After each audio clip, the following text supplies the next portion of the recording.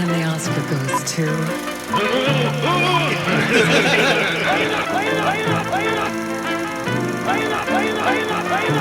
John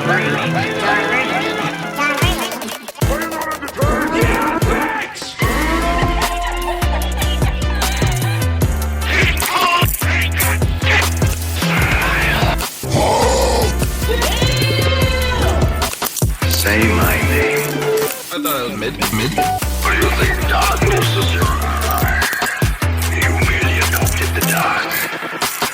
I was born in it. I don't have friends. I got family. And now for our feature presentation. To Cinema with Love.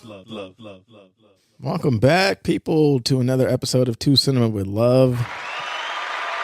We are back in your eardrums, tickling your ear hairs. Here with Sir Alec. Do you feel the energy in this pod right now? Do you feel Knuff? Oh. Do you feel kenned? Mm. I'm kenning all over you right now.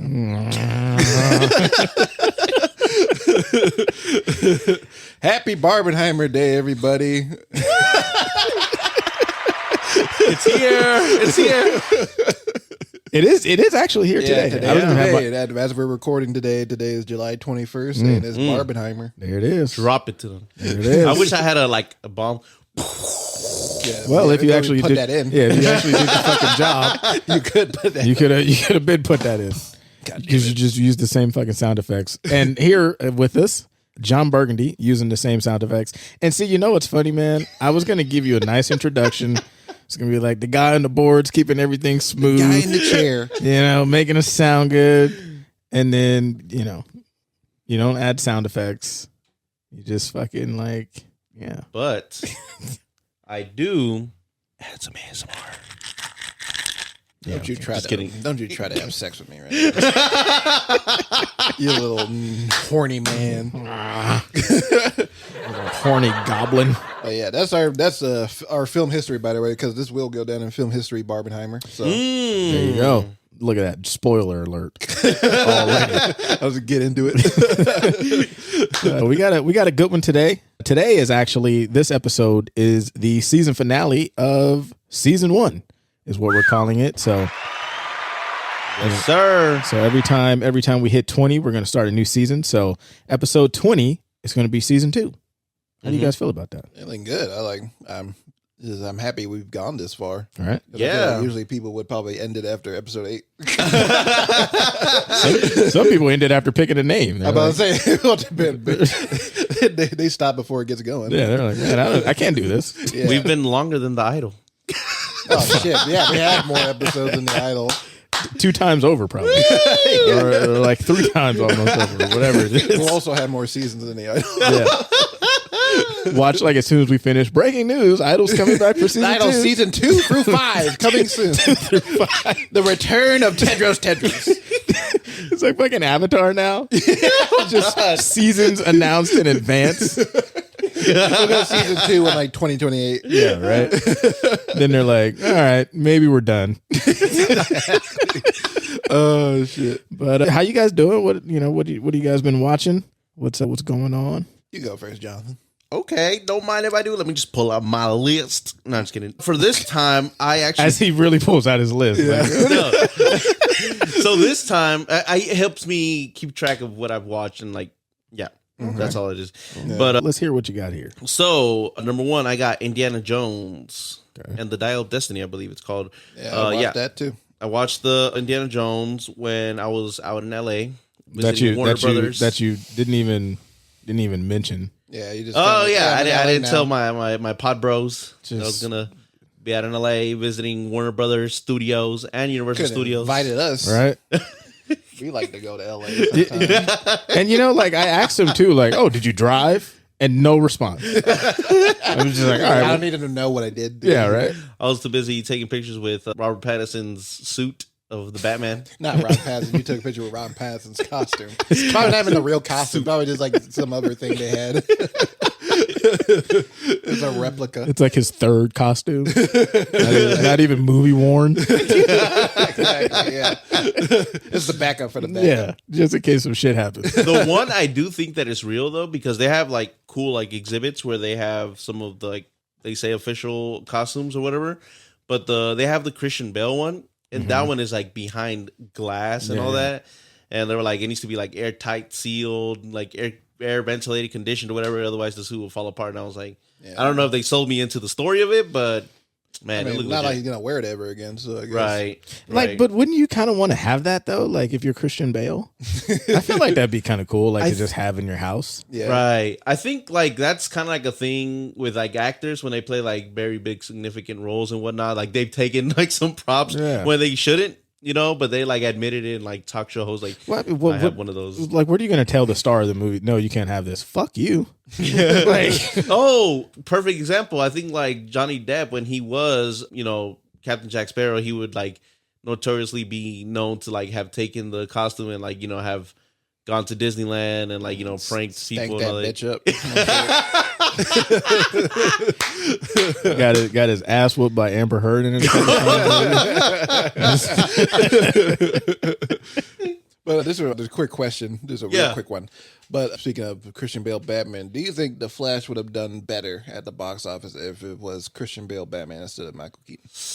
Ooh, that is interesting. Because that's our Batman, you know. I think so. Yeah, I our think generation. so. Because this generation not gonna, older generation not gonna go out to see The Flash. No. Yeah, obviously.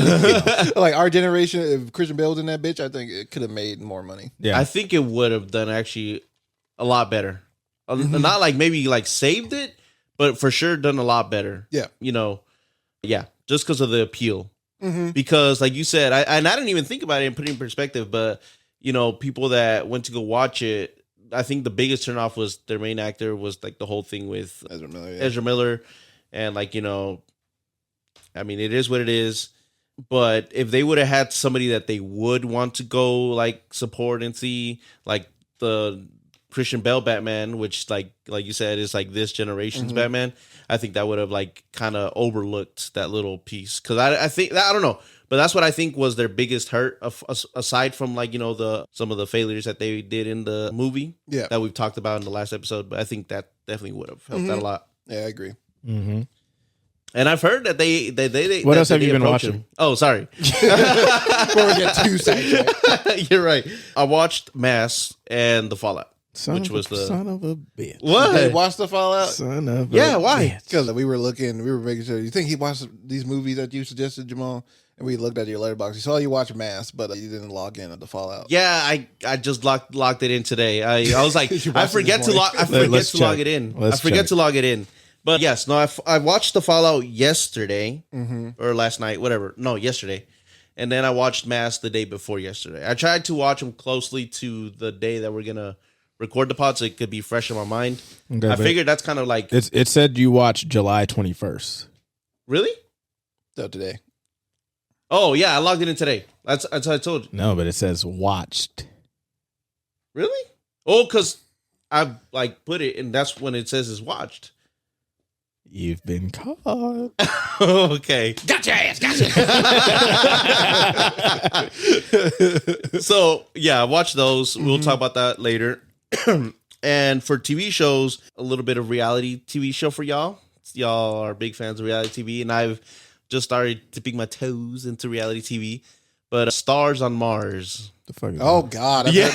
Oh, with That's on- the that's a- Marshawn Lynch? Yes. That's with a Marshawn I've been Lynch. meaning to watch that because it looks so fucking bad. Like I need to watch that. Like, this is my first, like, legit, real taste of, like, reality TV. Yeah. That I've like fully like, okay, I'm gonna watch it because I've like seen like glimpses of maybe like what The Bachelor, The Bachelorette, whatever, and like glimpses of like Keeping Up with the Kardashians when my sister's watching it or whatever. But I Love New York. no, Classic. Flavor Bad of Girls Love. Club. For the Love of Ray J. no, I don't know any of these. So that's what I'm Jersey saying. Shore. Jersey Shore. No, Come Oh, that's a masterpiece. I How know. did you not watch No, I've Jersey like Shore? heard so many good things about like reality TV, but it just like never caught my attention. The Surreal Life. It's like- Real world. so like, you know, Stars on Mars was like this like competition thing, right? So I'll give it a little snippet. It's basically a bunch of celebrities It could be athletes. It could be just any star, right? As long as you have that star power, you get sent to this simulation. We don't know where, and they are pretending that they are on Mars. So they have built this like really like immersive place that's like a habitat. And whenever they step out, they have to put on their full on, suits, spacesuits and all that. And they're like, it's heavy and like it's hot and all that. We've never been to Mars, so how do we know all this about how it would be? Research. Scientists and researchers. Or I don't know. But the funniest thing is that like the host of the show is William Shatner. I thought it was Marshawn Lynch. No, he's not the host. Oh, No. he's just on there. He's a competitor. They in got it. Captain Kirk. In Yeah, there. Captain Kirk. I guess that makes sense. Yeah, that I was like, wow, okay. But anyways, they have him hosting, even though he's not like actually there with them. He's like in transmission, so he's like pops up on TV or whatever, and gives them the assignments. You couldn't even fucking be there live. Okay, I'm sorry. I was looking over like who's on the show. You got McLovin on it. Yeah, yeah, Marshawn Lynch. Yep. Ariel Winter. yep. Fucking That's the one from Modern Family. Oh yeah. Yeah, Ronda Rousey. Ronda Rousey's on there too. Yeah, Okay. Lance Armstrong. Yep. Disgraced. Lance, Like who's Lance? I'm not even kidding. Yes, Motherfucker that lied. Holy Yeah. shit. The comeback tour for Lance Armstrong. I legit think this is like him trying to like Establish himself. reestablish himself. Yes. What a great way going on stars on Mars. Anyways, continue reading some of the cast, or is that it? That's basically all the big ones I know. Right. Like Richard Sherman's on the Tinashe. What the fuck? Yeah, Tinashe's on there. Wow. Richard Sherman. Yep. Oh, the football player. Yeah, Okay. the football player. Yeah, Natasha Leggero. I like her. I like her comedian. What? Where's this? What is I this, watch it on PBS? Hulu. It's on. I feel I don't like it even might know. be. I don't even know. Fox. Andy Richter. Fox. Fox? Andy Richter. Yeah. Oh yeah. Okay. Okay. These are like Paul names Pierce I is know. on there. Jamal. What? Yeah. So Oh shit. So this is. I mean, okay, it's a decent yeah, cast here. they have a really decent cast, and the funniest thing is like how they all interact with each other. Yeah. Man, I tell you, and I told my friends too. Anything that Marshawn Lynch is in, is gonna be hilarious. I'm sure. I can That's never true. take him That's true. seriously. And that guy knows how to stir some shit up. All right, yeah. I'll tell you that right now. Where you been watching it, Jonathan? Oh, you said what? Where have you been watching it? Like what show channel? Oh, Hulu. I've been watching it on okay. Hulu, and I'm caught up. I'm caught up. started They're tonight. still releasing episodes every week, so All right. Okay. yeah. I'll start it. Highly tonight. recommend Yeah, it. I might check it out. That sounds so Check it bad. But, And then I also started watching as of yesterday or this morning, The Righteous Gemstones on Max. That good show, show, man. When you guys talked about it, I was like, but when I actually saw it, I was like, oh damn. yeah, just doubting us. Yeah. No. They don't understand. They don't like- know. It's like good drama, but at the same time, it's like comedic as fuck. It's like I don't know. Yeah. It good has show. this like really funny like points. Yeah, the new And all that. season has been great. Oh gosh, I can't wait to watch it. But yeah, I'm just in episode 1 and I'm hooked already. So, what have you guys been watching? So I finished Succession. Nice. Just a banger of a show. Like so good. Did it end well? You feel, in your opinion? I think so. Okay. I think it it comes back to those three just couldn't fucking coincide and coexist on making Ken the CEO. Mm. And I think it just came back to greed for all of them, which is the central kind of story. Yeah. Like they're just power hungry. And I do love that moment. I want to say it may be that first, like the episode before, or it's in the series finale, where Shiv, Roman, and Ken, like for the first time in the show, they're siblings. You know what I mean? Like they feel like actual siblings that kind of care about each other. Right. And then they all agreed, like, oh, okay, Ken, you're going to be the one.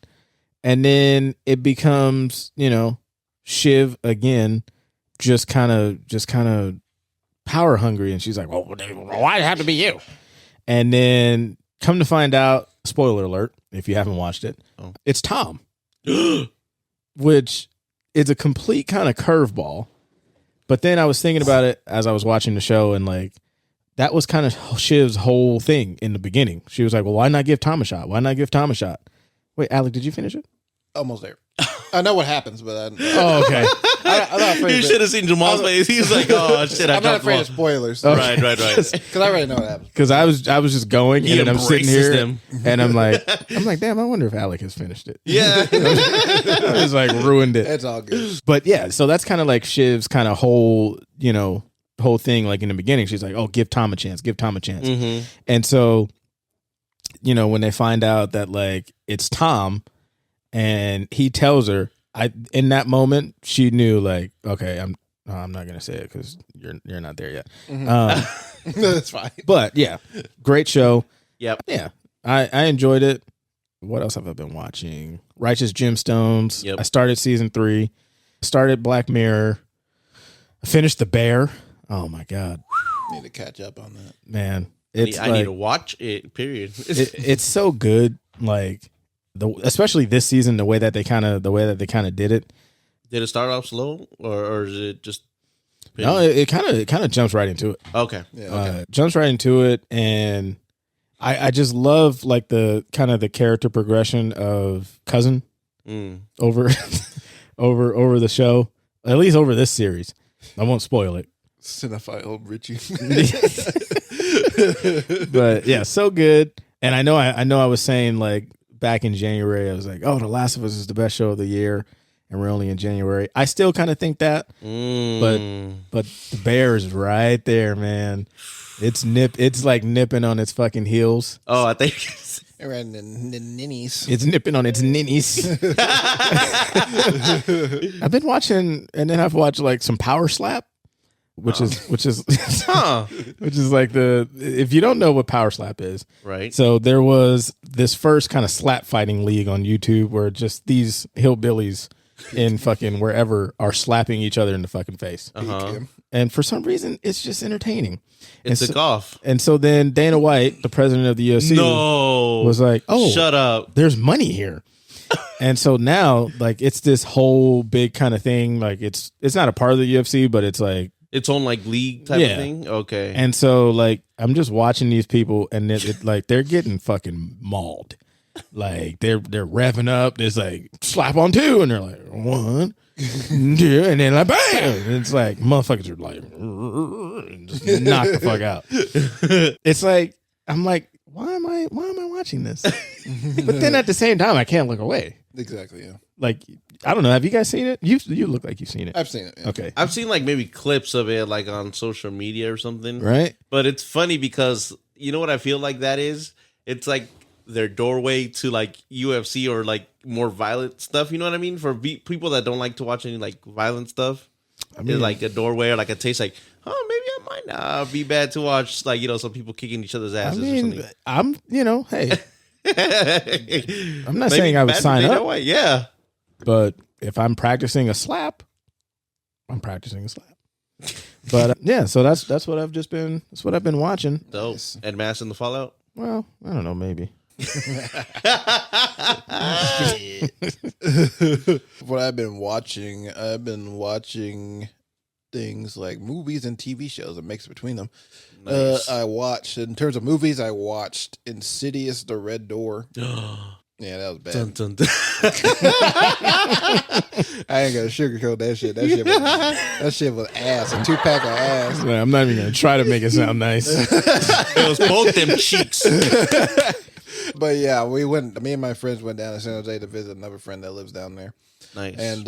And one of my friends decided, hey, let's go watch Insidious, The Red Door. None of us were really enthused to watch it.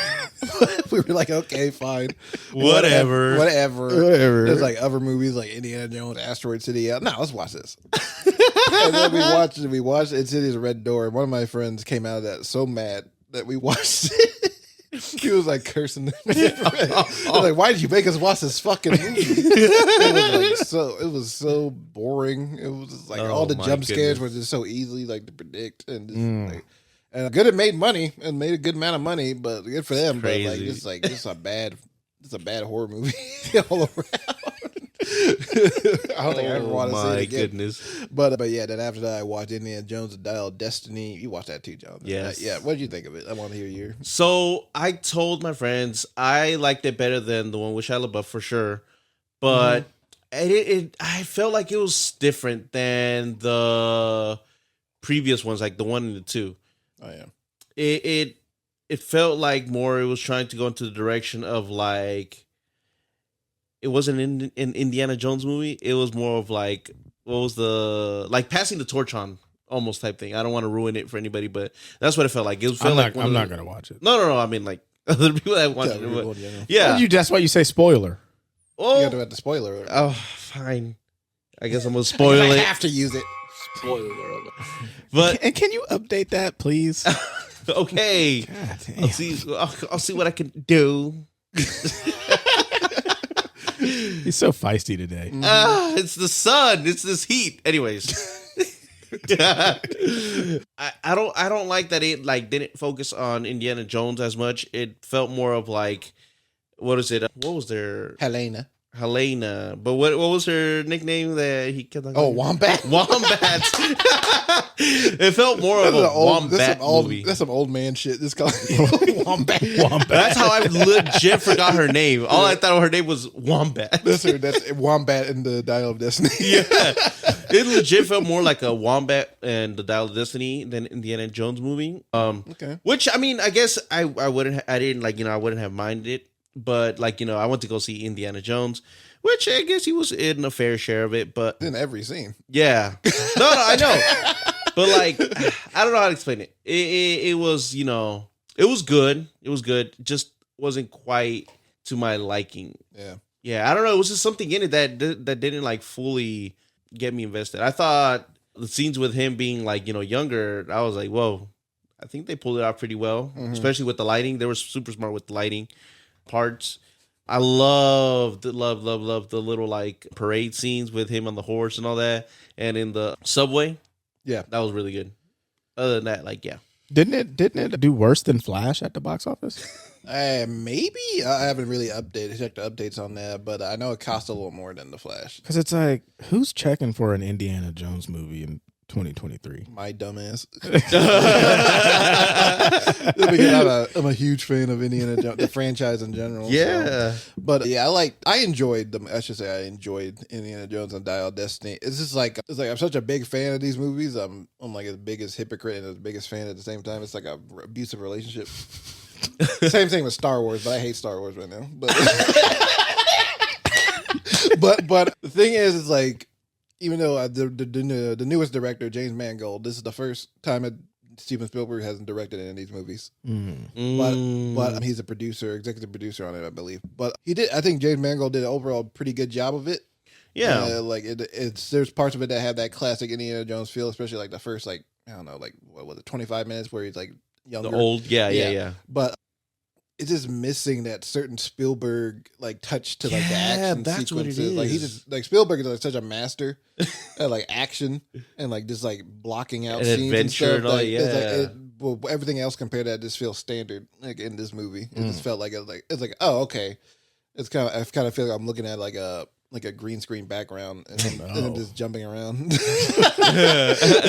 I mean, there are some like decent, cool fight scenes and stuff like here, but like yeah, nothing compared to like the original films.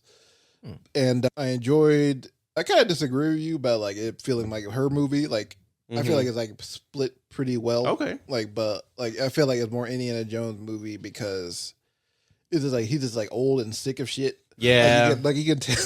Yeah. I can tell he just wants to die. which is evident like in the end of the movie. Yeah. I enjoyed Harrison Ford's performance a lot. He just gave right. I could tell like he was like actually committing to the role, especially toward the end. He got me a bit emotional, but he like I guess spoiler alert again, I guess. Yeah. Button. Yeah. Spoiler alert again. When they eventually go back in time. What? They go back in time? Yeah, I was kidding. When they go back in time, yeah, and he's basically like, yeah. They go back in time, and he's like, oh shit. I like being here more. There's nothing really there in the 60s for me, so I'm just gonna stay here because I'm sad I have no one else here. My Shia LaBeouf's dead. Damn. And my wife left me, so I'm just gonna stay here. But yeah, he eventually goes back to his current time. Yeah. And goes to reconcile with his wife. Oh, okay. It was a nice ending. I think it's a nice ending for him. Yeah. But yeah, I like that, and I like that they've made the villain just a piece of shit. I enjoyed that. It's like oh, they made him an actual Nazi. They made him racist. I was like, oh, it's gonna be Disney. They're gonna tone down the Nazi shit. They didn't. No, yeah. This man's plan is to basically go back in time, kill Hitler, take his place, and do what Hitler did wrong, but better. Jesus. So which is such a badass thing. I'm like, I'm for this. I'm like, let's That's go. some super villain type shit. I'm gonna go kill a villain. Yeah. And become a super villain. Yeah. And improve on what he fucked up. Like, it's a really cool idea for a bad guy in a story, which I liked, and I liked it followed the same, usual Indiana Jones villain stuff where they try to do something with this magical object and it turns back on their wrong. ass. Yeah. It goes wrong for them, and I like that. Yeah, but overall, 100%. I did enjoy it as a summer movie, right? And also, I just wish the goddamn, I don't know what's going on with lighting in these movies, but like, why is everything so dark now? Like, even in the beginning of the movie, like the caves, and then like the beginning of the movie where they're on the train. This is like, I can't see shit. To hide the fucking hide their CGI. Hide the CGI, I'm sure, and all that. I'm just like, I'm sick of it. But yeah, I give it like a mid overall. Yeah. But yeah, then I saw Asteroid City, the new Wes Anderson film, which I really liked. That was a good one. And then I watched this movie called Gray Matter. What's interesting about this one kind of ties into the TV shows I've been watching. But there's this show on HBO Max. Well, Max. That's going to take a while. Yeah. Max now. But yeah, I watched on Max a show called Project Greenlight. And you were telling us about that. Yeah, and the Project Greenlight is an old show from like back in the day, like back in the early 2000s, I think. That was started by Matt Damon. That's back in the day. Oh, Matt right. Damon You did say that. Matt Damon and Ben Affleck when they were like, coming off of like Good Will Hunting and shit, basically. Yeah, so they look super young. In their first season. And I'm sorry. Yeah. No. I'll double back because I watched something else, but I'll let you finish. Okay. And then Just remember. But yeah, basically it's a show where they take in submissions from filmmakers and they like send them in short films or whatever, and the Project Greenlight people have these scripts already at the ready for them to film whoever wins. And they like do like little contests to be like, okay, they made a short film. Now you got to do like a scene from the feature film, like a scene from the feature film to like recreate or whatever. I like that. And then we decide who's going to be the director for this film, and then they do, and you watch the chaos and see as they make a movie. Oh shit! So it's almost like a reality. Oh yeah, it's a reality docu-series kind of thing. It's really fun, especially if you're like filmmakers like us. It's really fun to watch. Okay. And this new season is brought back by Issa Rae and Kumail Nanjiani, and then they have the director of The Woman King, Gina Prince Bythewood, as one of the mentors on the show. And this season, they decided to do an all-women female filmmaker competition. Yeah. They're kind of like, thanks to us, because we can't do it this season anyway. But yeah, they have all female filmmakers submit in, and then they chose one. I believe her name. Let me check her name real quick. Her name was Miko. Yeah, Miko Winbush. She was chosen to direct the film. Oh, you fuckers! You almost made me laugh. But the film that they had for her was right. But yeah, the film that they had for her was this sci-fi film called Gray Matter, and it's basically like kind of like a superhero type film. Like she has superpowers. She can like make shit levitate and like control people's minds and shit like that, and project shit and all that. But yeah, she was tasked to make this feature film for a Max. That's gonna be funded by Max, and you can watch the chaos. And again, you watch the chaos ensue as they struggle with perfecting the script, and struggle with finding production designers, struggle with filming, getting your days in, filming the scenes on time, because they had there's one day where it's like first shot of the day, like ever, like the entire shoot, and then they're filming the scene, but then you hear like background noises on the microphones, and it's like, and they don't know where it's coming from, so they spend like an hour like trying to figure out like where the fuck the sound's coming from. Everybody's getting pissed. and yeah, it's a real fun show. But yeah, this Gray Matter movie I watched, and it was not good. Not very good. Oh. Not very good, but it's fun to see. It's fun. It's like I understood it. Like I was like, okay. I understand like the trials and tribulations you went through to get to this movie. Yeah. So it kind of makes me like, okay, I'll go easier on this a little bit, but it's still not. It just feels like an undercooked script. Oh, so Gray Matter is from the Gray From the Matter show. is from the Project Greenlight. Yeah, show. so it's from like the new season or the older the one? new season. Oh, okay. So yeah, you see the same day. it's like seeing behind the scenes, and then you actually And then see actually- the actual what they So the made. same day they released the show, they released the movie as well. Oh, okay. Oh. Okay. Yeah. So yeah.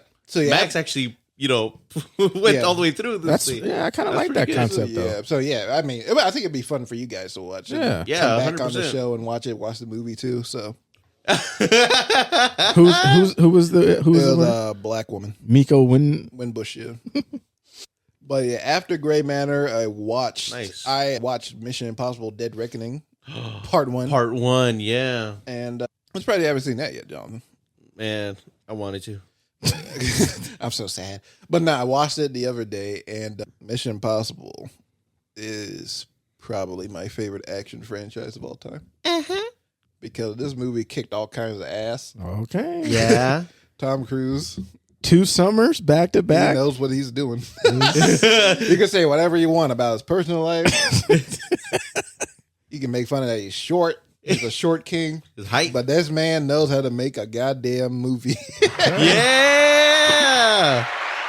That's 2 summers. That's 2 summers where he made. Back to back. I gave this one a full peak, 5 stars. Oh wow. This movie. Wow.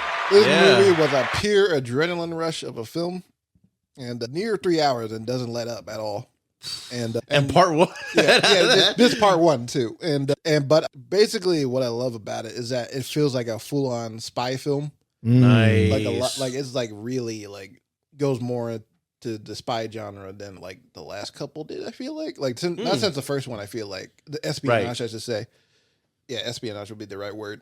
And you can feel like the paranoia going on throughout the whole film because the whole movie he's like combating AI.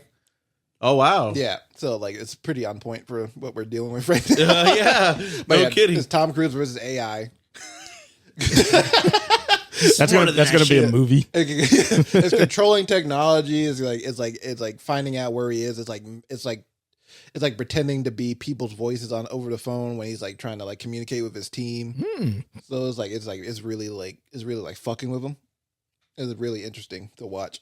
And then like the first 30 minutes is insane because I love a movie where the title drops like a half hour in. And this movie does that. And I was like, oh shit. Oh, we just getting started. I pull out my phone, give it 5 stars already. Immediately. I was like, right there. Shit. But no, I would like to talk about it more when you guys see it. Of course. But yeah, really great action. Watch that thing in 4D? 40. Oh shit, that'd be insane. Oh my God. Field trip, fellas. Now, quick question, right? Because they show a lot in the trailer. Right. Do they show everything in the trailer, or is it? You ain't saying nothing. Oh, Damn. Well, it is 3 hours. You do so see the that's biggest. crazy. You do see this biggest stunt in the movie. the in fucking trailer. bike. That's But it. yeah, but there's more. There's way more to it. Way more bigger stunts or way more. There's more stunts to it. Tom is saying, "Fuck with me." There's a scene towards the end of the film where you're like, "Are you like?" It keeps escalating, and Yeah. you're like, "Oh my god! Oh my god! Oh my god! Oh my god!" Alex in the back. But yeah, but yeah, really fantastic action film. The actor that really impressed me the most was Pom Clementia. She plays the Mantis in the Guardians of the Galaxy movies. Oh. And she plays like an assassin in this movie that's really badass. And she doesn't really have many lines, but she just like gives like looks. And like she kind of gives like a Harley Quinn-esque vibe. Oh, Kind So of like crazy? a little bit crazy. Like, Okay. like when she's like running over cars and shit, she's like smiling, like going. That's right. You did. Yeah, basically, yeah. But yeah, she's a really cool character. I liked her Okay. a lot in it. But yeah, great action, great movie. I highly recommend people go see it on the big screen. okay. Great cast all around. Yeah, great cast all around. Okay. And but When did that come out? That came out Like a Last week ago. weekend, yeah. Man, it's so nigga. it's so crazy. Like it came out last weekend, and like nobody's even talking about it. yeah, because now I was about to say my next follow-up, Barbenheimer. There you Yeah. I committed Barbenheimer list. That's only like what 1 weekend technically apart from like the next blockbuster. Yeah. That's crazy. Yeah. That is crazy. A lot. But yeah, Barbenheimer I did last night, which means I watched Barbie and Oppenheimer on the same day, back to back nearly. Yeah, there's like an hour space in between where I just ate. Well, like I have enough time. I can go down to Five Guys real quick and eat. Nice. May I just say? So you just ate Five Guys out? Yes. The memes of Barbenheimer are hilarious. Mm-hmm. Hilarious. Of like people were like, when you watch Oppenheimer in like the front row seat and it's like a bunch of like explosions in your face or whatever. And it's like, I don't know. It's just like crazy. Or people are like, when you're watching Barbie and the next door is like, but I was just like, But I want to talk about Barbie and Oppenheimer when we get to the review stuff a little Right. later. But yeah, big differences between the two. Besides one theme that I'll get into. oh, wow. But yeah, that's all we watch. Nice. Well, ladies and gentlemen, Alec has already said it, but today is Barbenheimer Day. So in film history, this day is going to be remembered. But John Burgundy, I think you got some box office for us. This is the news. John Burgundy. John Burgundy. John Burgundy. This is news with John Burgundy. Bitches. Hold on, I'm sorry. I got to double back. I watched. Oh, damn. I know every fucking time, man. Now let's get it. Go for it. I watched Freaks and Geeks. Okay. Oh, what? I had kind of heard a lot about it, and fun show. I'll be real quick. I heard a lot about it, and I was like, man, I need something to watch, and I put it on like the first one, expecting it to just kind of be like the first episode, expecting it to be like stupid, but it's a fucking banger of a show. Mm-hmm. It's so good. Came out in like 2001 or Right. 2000, like 1999, something like that. And I finished it, and I was like, damn, you could tell like they were setting up for like season 2, but sadly we didn't get it. And I saw that like MTV was offering to pick it up. Yeah. But I guess they were like, no, but because they were going to have a lower budget. And I saw that like the music rights took up a lot of their budget. Yeah. Mhm. But I'm like, man, like that season 2 would have been nice. But What was that show about, if you don't mind me asking? so it's about like these high school kids, and pretty much it's just kind of like your basic like jocks, freaks, and nerds kind of story. But more so kind of like the outcast and the nerds, and just kind of showing like that first, I want to say maybe it's like freshman year and maybe sophomore year, I think it is, or something like that. Okay. And you're just kind of seeing the progression of that. The guy from Silicon Valley is in it. Yeah, Martin Starr. Yeah. There's a lot of people Yeah. that are big now. They had a solid cast, and it's pretty funny. But yeah, I remember that as Alec was talking. So now we can get to John Burgundy. So let's start off with the box office reports. This is for, remember guys, last weekend. So this weekend, since it's Barbenheimer, does not count. But when the next episode comes, we'll be going over that as well. So we got. I mean, technically, you could try to get the numbers Well, okay. if you were doing your job. I'll look it up. But first, we'll go with last weekend's. So we got number 1. No surprise there. Mission Impossible: Dead Reckoning Part 1 at 54.7 million. We got number 2, Sound of Freedom, 27.3 million. Yeah. Number 3, Insidious: The Red Door, 13 million. Next, we have Indiana Jones and the Dial of Destiny at 12.3 million. And lastly, we got Elemental at 9.1 million. And then let me see if I can look up the. Yeah, I was gonna. While you're looking at yeah. Like, do you think like they were looking at the release dates and they're like a week before Barbie and Oppenheimer, should we move this up? For Mission Impossible? Mission Impossible. Maybe. I don't know. Because I don't know. Things were getting delayed and shit all the time. So maybe. Like, should because I feel like it came out and it was promoted a lot. Like, you see fucking Tom Cruise jumping off the cliff. Yeah. But like, I completely forgot it was out until you said that. I was like, Mission Impossible. Yeah. So I think like, man, maybe they just move it up to June or something, and like like, because I don't think anything big came out in June. And like Spider-Verse. Yeah, and, Spider-Verse. What else But came out? A lot of good amount came out in June. Indiana Jones came out in June. but I think they would have dominated. Mhm. Like probably them and Spider-Man. Because now it's like you got Mission Impossible and you're competing for two movies that have been fucking promoted super heavy for like months. Man, the Barbie market alone is insane. Yeah. So I'm like, should they have like, we need to come out a month earlier Yeah. or wait later. You know what I mean? Mm-hmm. But hey, they're all going to make money. Good for the movies. Yeah. Pay the fucking writers and the actors Yeah. and us. Fuck it. Yeah. It's not up yet. All right. Well, you're fired. What? It's not up yet. It's only been one day. All right. But I know Barbie has been like, I think it made like 22 million already. So Now far. how did he know that? But you didn't, John Burgundy. That's what I got on Twitter. But yeah, I think it made. I don't got Twitter. I'm just like, Get Twitter. Get it. He's Stay up got to date. threads. I got Threads. threads. Threads with friends. But no, this is an interesting box office because it kind of goes into like the next story we're gonna cover. But all because like I guess Mission Impossible it's a success still at the box office, but some people consider it a disappointment. Oh, Because I really? guess it cost nearly $300 million to make. I think it only made. What was the number? 54.7 million. Oh shit. But that's like domestic. Though. Yeah, Yeah, that's Like, domestic. Yeah, but let me see Worldwide? how much it made worldwide. Damn. See, like that's 266, Million? 68 million. Yeah, okay. so far worldwide. So it's not doing bad at all. Yeah, it's breaking even. Mm-hmm. But yeah, I'm sure they would rather have it make like like $300 million already Yeah. out the gate. Yeah, like day one, like, hey, we need that fucking covered. Yeah. before Barbenheimer. fucking- Yeah, and see, that's what I'm saying. I think if they come out in June, like really, they're competing against Indiana Jones and Spider-Man. They'll do fine against Indiana Jones. Yeah.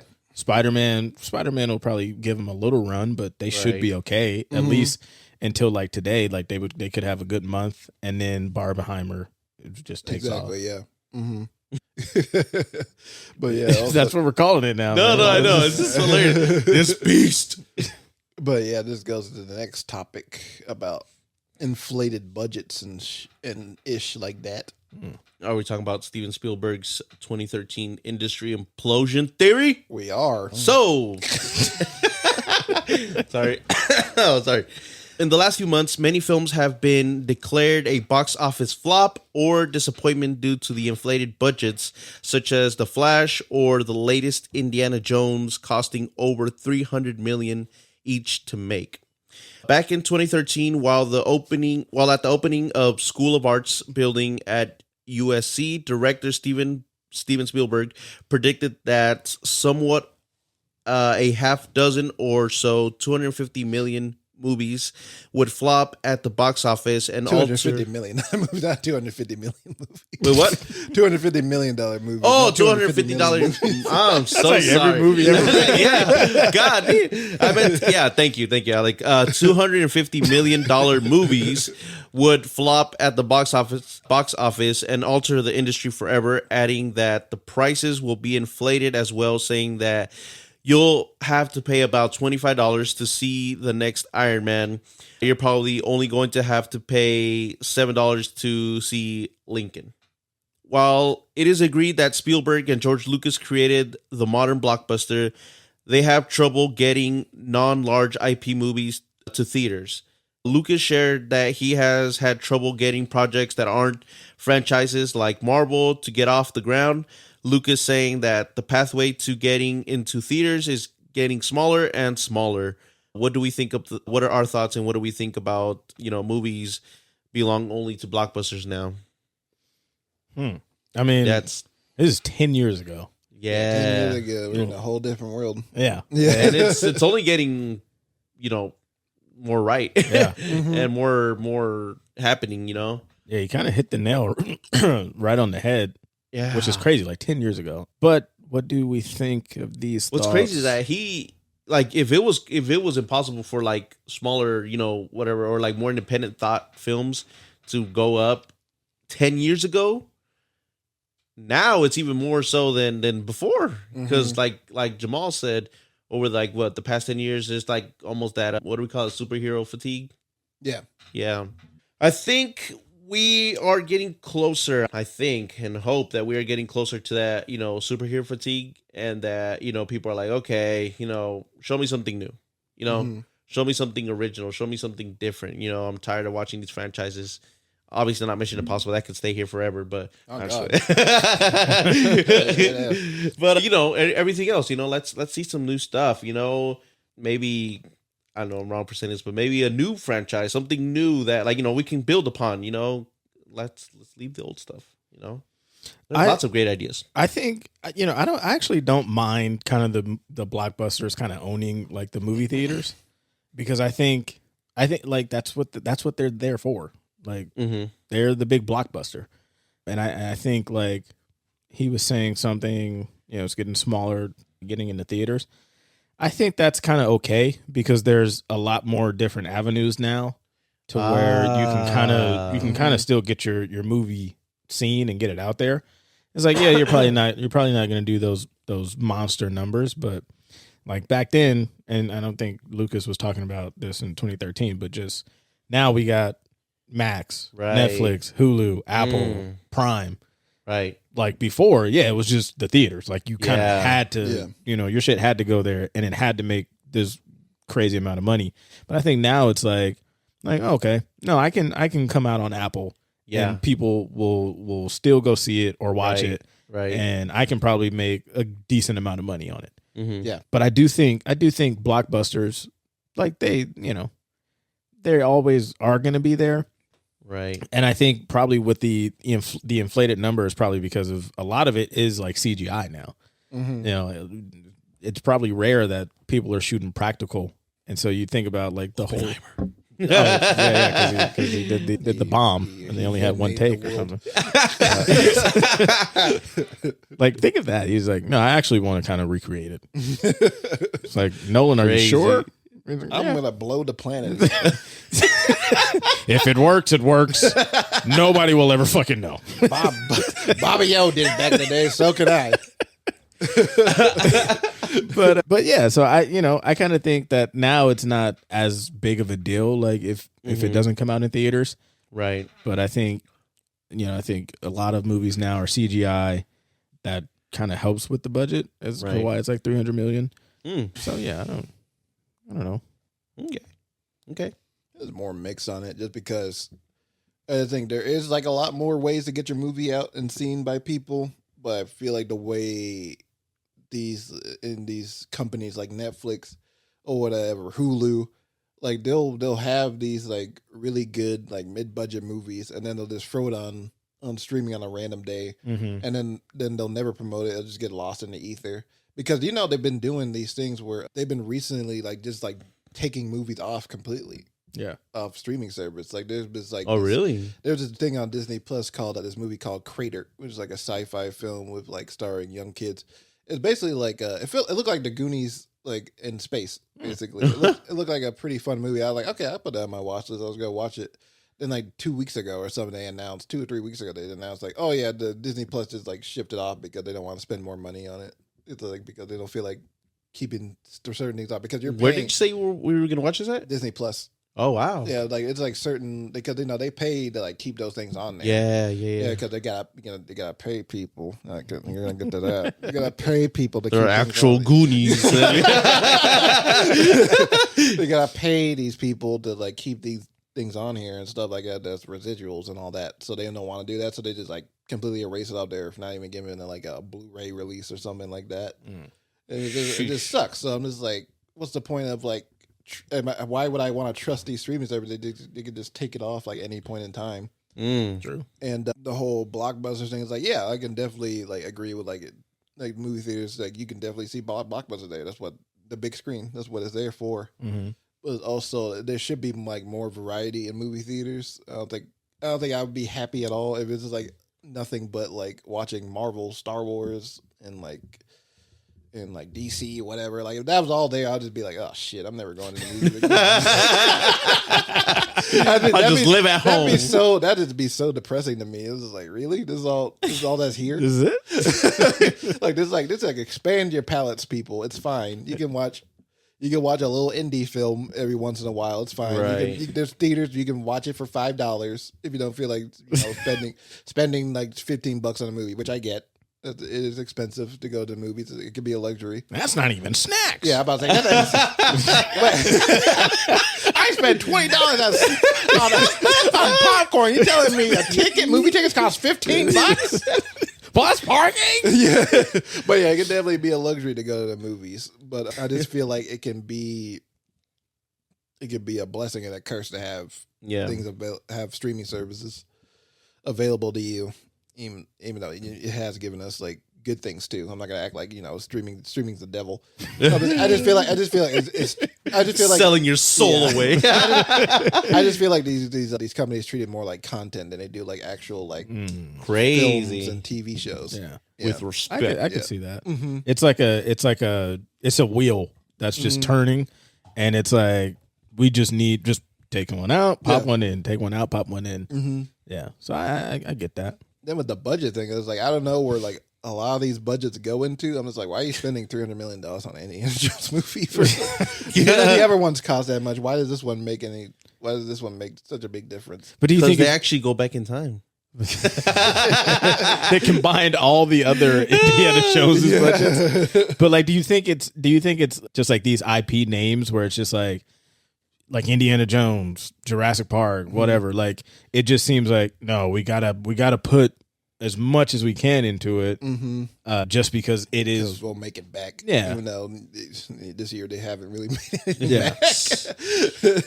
like the Flash, like they put a shit ton of money in that one, hoping that would be like their big Avengers Endgame type film. And it wasn't. I mean, I just watched Oppenheimer. Not to like spoil my review, but like that felt larger than like majority of movies I've seen this year. Like, crazy, like on the scale and everything. It's about, and you're just watching people like talk in rooms. Yeah, and I'm enthralled. Yeah, like, he's throwing himself at the screen, and it feels epic. But yeah, stuff like that. I'm just kind of like, and that movie costs like I think like $100 million or something, which is like nothing. Yeah, probably, like for Universal Studios. That's it. Yeah, they're gonna make that by Sunday. Oh yeah, yeah. Sure. They're gonna make that by Sunday. They probably thank you, Nolan. Already. Yeah, but yeah, just things like that. But it's like I just feel like there's gonna be a huge overhaul after these strikes are done, with an overhaul with how they budget out these movies. And it's like it's okay to like make $150 million like superhero movie.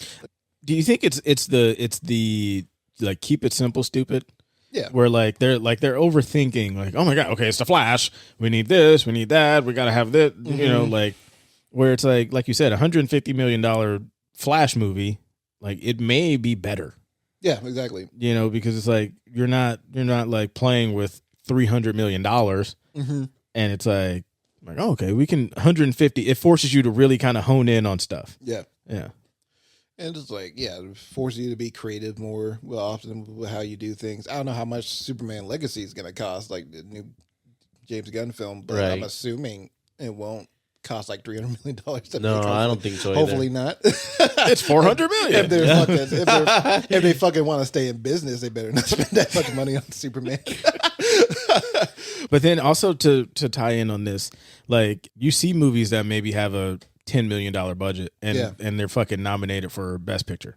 Exactly, yeah. You know, or they're everywhere. Yeah, or they're fucking winning at like the Cannes, the films festivals and Sundance and things like that, where it's like, and maybe it's just maybe it is that blockbuster mindset of we're gonna put 300 million in here because we're gonna make 600 million or we're gonna make 800. Like we're gonna like. Here's a question for you: when Marvel was at its peak with the Avengers and Endgame and all that stuff, they're making crazy billions, right? Do you think that is part of the problem too, where it's like we're chasing that number, but like you're probably not gonna get that number. You know what I mean? Where it's like Marvel, they probably put in 300 million, and then like for them, it's like, oh yeah, we made that back. And so somebody like The Flash, they're like, "Oh, we're gonna make that." Mm-hmm. And it's like, well, no, you're not. Oh yeah, that's fair. Yeah, Yeah, I think so. Like, should they like? I feel like there should be tiers for like superhero movies. Like The Flash, I feel like was put on like the top tier, and it was never gonna be top tier. But like, so maybe it should have been like lower tier, and then you shoot for like, oh, if we hit that middle tier revenue wise, we've done good. Yeah, exactly. You know, like Marvel, it's like, no, we know we're top tier, and we know we're gonna make $1 billion. So maybe that's the thinking of it too. Yeah, and the quality is dipping. That too. Yeah. Oh yeah, I've also been watching the new Marvel show, Secret Invasion. Oh, and right. that show cost $200 million. Oh my! I was goodness. like, what the fuck are you? But you know where it goes, right? To where?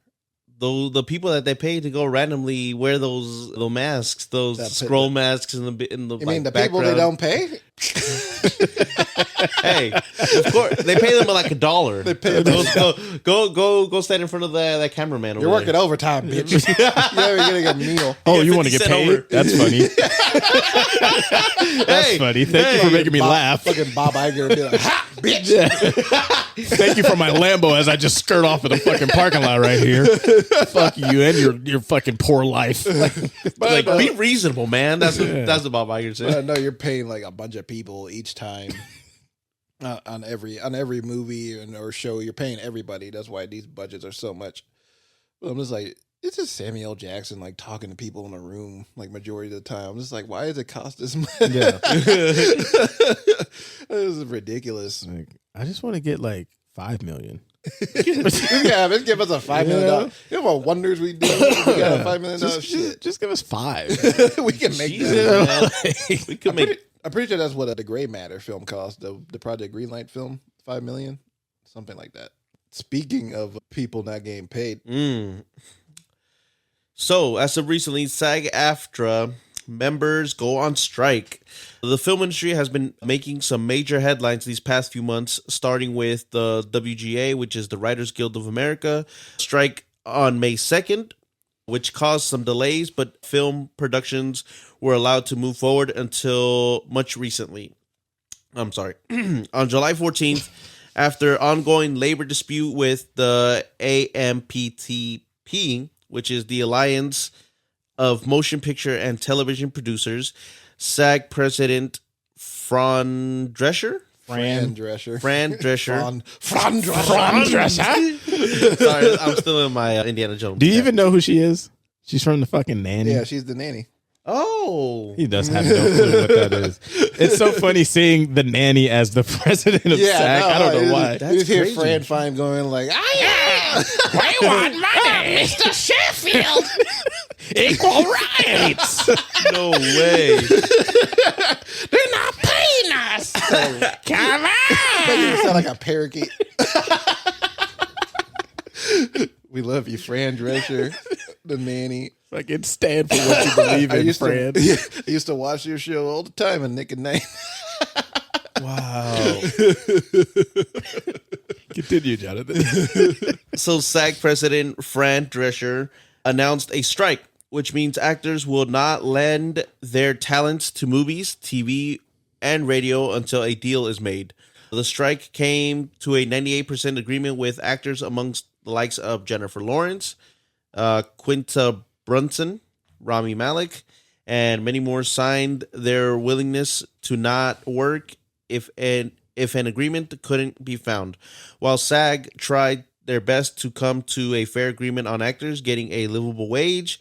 Oh, sorry. A livable wage. I was like, what? The studios did not want to play that game. The following details that led to the strike are as follows. Number one, lack of agreement on a new contract between SAG-AFTRA and the AMPTP. Disagreement over streaming residuals and regulation of self-tape auditions. Interesting. And studio usage of artificial intelligence to scan actors' faces to generate performances digitally. Oof. With the new age of streaming studios, Oh, child. That sentence was whipping my ass.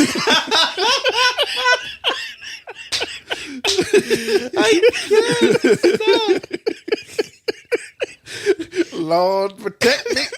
I need you right now, 'cause to generate performance digitally was whipping my ass. I feel like I need my glasses for this. Okay.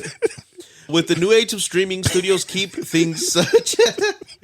Can I continue, Jamal? I didn't do nothing. Okay. Go ahead, King. With the new age of streaming, studios keep things such as data and how much money these shows are exactly making close to the vest, along with established television series being shifted over, sold to different platforms. Actors Sean Gunn, Gilmore Girls, and Guardians of the Galaxy, and Kimiko Glenn from Orange is the New Black revealed that Netflix gives little to no residuals payments for their TV shows, despite them bringing in massive amounts of viewers for the service.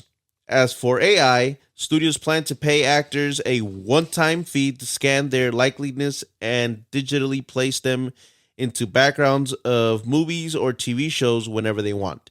Disney CEO Bob Iger has called these strikes disruptive and unrealistic.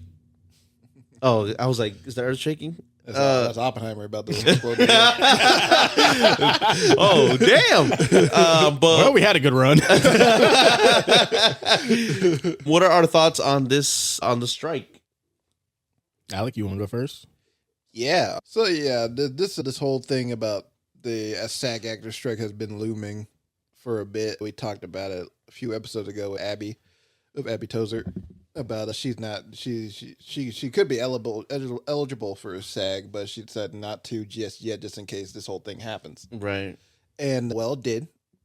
And I just think it's like ridiculous that Hollywood, the industry, these producers of these movies have allowed actors to get so fed up that they don't want to act in your movies or TV shows anymore. That's insane. And the writers, like, first of all, the writers enough, which is a bad thing. Yeah. And, like, now you don't have actors to do your shit. So you got nothing. Like, what are you doing? Y'all are double fucked. Like, and I remember like reading and seeing like the actors, Sean Gunn and Kimiko Glenn, talking about like them getting no residuals at all. That's insane. Because I think the general public believes like, oh, you're an actor in Hollywood. Oh, you must be rich as fuck. Yeah. You must be like riding around in limousines and like Lamborghini, live in a mansion and stuff. Like, no, these are regular people. Barbie's dollhouse. Yeah, exactly. Barbie's dream house. Dream house. There you go. Dollhouse. But yeah, living a perfect fantasy land in LA, and no, there's actors that work second jobs, even third jobs too, to like even survive, have a livable time in LA. Even other places, because SAG actors are not just in LA, they're in here in the Bay Area, or even like in Utah, or even like New York, places like that. They're all over America. The Kimiko Glenn, she said that working on Orange is the New Black, there would be times where people would take shuttles, like the bus, just to get to work. Like they weren't even like given cars or anything. Usually actors get cars to take them out from the hotel, then bring them back to the set. Yeah. But yeah, there's people that had to go home on buses and just like didn't really get paid all that well at all, and they would just have to pretend like everything's all great and everything. So it just sucks to hear that, like, because Orange is the Black was like when it was on, it was a big show. That was that was like one of Netflix flagship shows. To know like this guy, the head of Netflix, Ted Sarandos, getting paid like I don't know $100 million a year, while like everybody else is getting shit. Like they're not even asking for like a. To be millionaires themselves anyway. They don't want to get paid like $1 million every time they like do a TV show or movie. Right. They just want to, have a working livable wage as an actor so they can, do what they love to do and not feeling like they're on the brink of homelessness every day. So I just think it's like really fucking dumb that it's got to this point. It's very dumb because I mean without these two. And you could throw the Directors Guild in there too, but without these two, it's like you don't have content. Yeah. So then what happens? Because you need content. So it's like, yeah, I don't know. The whole kind of what kind of jumped out here was the artificial kind of scanning their faces. Yeah, that's insane, scary. man. Like, oh, we'll scan them and give them a one-time fee. Like, well, if that's not a fucking $1 billion, use my likeness for any movie or TV show you want. You'd be Yeah. like, I'll just be like, even my past dead, I'll just be Yeah, like, exactly. in That's the the background of like Avengers 45. Avengers 45, like Yeah, you're gonna put me in a exactly, fucking Fringe reboot, like serving them coffee. like, wait a minute, he's been dead like 20 years. So it's like a one time feed. Like that shit sounds like we're talking about like a fucking plan or some shit. Like Yeah. You know what that is though? That's like them being hella stingy of not wanting to pay, not even like the background characters or extras. Mm-hmm. Instead, they just want to like, okay, boop, now you're an extra forever. yeah. Like, damn. Yeah, and it feels like oh we're gonna scan their faces, have their likeness, and just do whatever we want and make whatever we want, and we don't even need them. And it's funny because it's like, and you said it in the group chat, Alec, that it's like that Black Mirror episode with Salma Hayek, Yeah. where it's like she was pretty much like, oh yeah, we can kind of do whatever we want. Joan is awful with Billy. Yeah, there you go. Called, yeah. And so it's just kind of like that to me is like, there seems like they're really trying to get AI to take off. Yeah. Yeah. And they're everything. Mm-hmm. Which, I mean, hey, listen, and it may be good in some things, and I think they both can work hand in hand. I think just kind of shooing out AI probably isn't good because I think it could help in some situations. But scanning their faces and then just like, yeah, we're gonna do whatever we want. Like, I'm gonna put you on a horse or something. Like, no. Yeah, and then Bob Iger had made like some comments. Well, actually, somebody had made a comment where they were like, we're just gonna kind of bleed them out. Yeah. And Oh yeah, just wait until they get homeless. Yeah. Yeah. It's like I'm just like, you're all disgusting. like, what kind of person? That's like, Yeah, man, what kind of, that's some cold-hearted shit. like right what there. kind of person just says that shit? Like, oh, Like, I'll enjoy my iced tea from here and Yeah. watch them be, homeless. I was like, what? and then somebody cut down like some trees for shade. Yeah. So, Like, motherfuckers is playing dirty. yeah, Universal they really don't Studios. want to pay them at all. Universal Studios. They did that? Yeah. Studios, They yeah. were, there was like a picket line, strike going on. Well, hold on, wait a minute. We gotta address something here now. Uh-oh. This motherfucker went to fucking Warner Bros. Wait. On the verge of all this shit happening. Yeah. Wait, you crossed the picket line. No, I didn't. You motherfucker. Yes, No, I didn't. It was before it happened. No, it wasn't. The writer's strike's still going. This guy went to fucking Warner Bros on a tour while all this was going down. And in there having a fucking ball too. Like, Scam. No, I was protesting on the inside. I like how I bet Taken you, down from the inside. I bet you there were people outside and you just walk out with your fucking goodie bag of shit that you just bought. Like, hey, I got a Batman mask. they're like, yeah, thank you. You're not helping. Got a Batman mask and a Wonder Woman shirt. Let's go. Just comes out super happy and shit. Just like looking at him across the street and then he waves at him. Bye. Yeah, but like just them saying like these comments, like, yeah, we'll bleed them out to the homeless. Yeah. And then cutting like the trees down so they don't have shade. Yeah. Like, man, that's some fucked I up read shit. on that, and like Universal representative was like, "Oh no, we cut that for maintenance because we always cut them down or whatever." that day. On that Yeah, day, right. specific day. But there were, but it was hilarious because even like I think like the mayor or something like that from that town was like, "You guys need permits every time you have to cut it and all that," and they haven't done that in years. Asked for permits, so then they got in trouble and The like, tree they can get law. fined. Yeah, tree law, legit. Yeah. So- Serious. Like, I kind of They'll pay fines, but they won't pay the people. Yeah. Off, so they won't pick anymore. like I'd rather pay for a tree than a human being. pay for it. Like, it's fucked up. But at least whoever said that comment, like they said that shit. So we know where what kind of piece of shit you are. Like, well, according to Ron Perlman, it might have been Bob Iger. I could see that. Yeah. I can see that So- because he's That's been crazy. saying some shit too, right? Yeah, saying like this, what these actors and writers been asking for has been disrupted and unrealistic. I was like, "Fuck you, dude!" And you're Your $300 million net worth or whatever the fuck. Yeah. That you got from, I don't know, writers and fucking actors. Yeah, exactly. What do I know?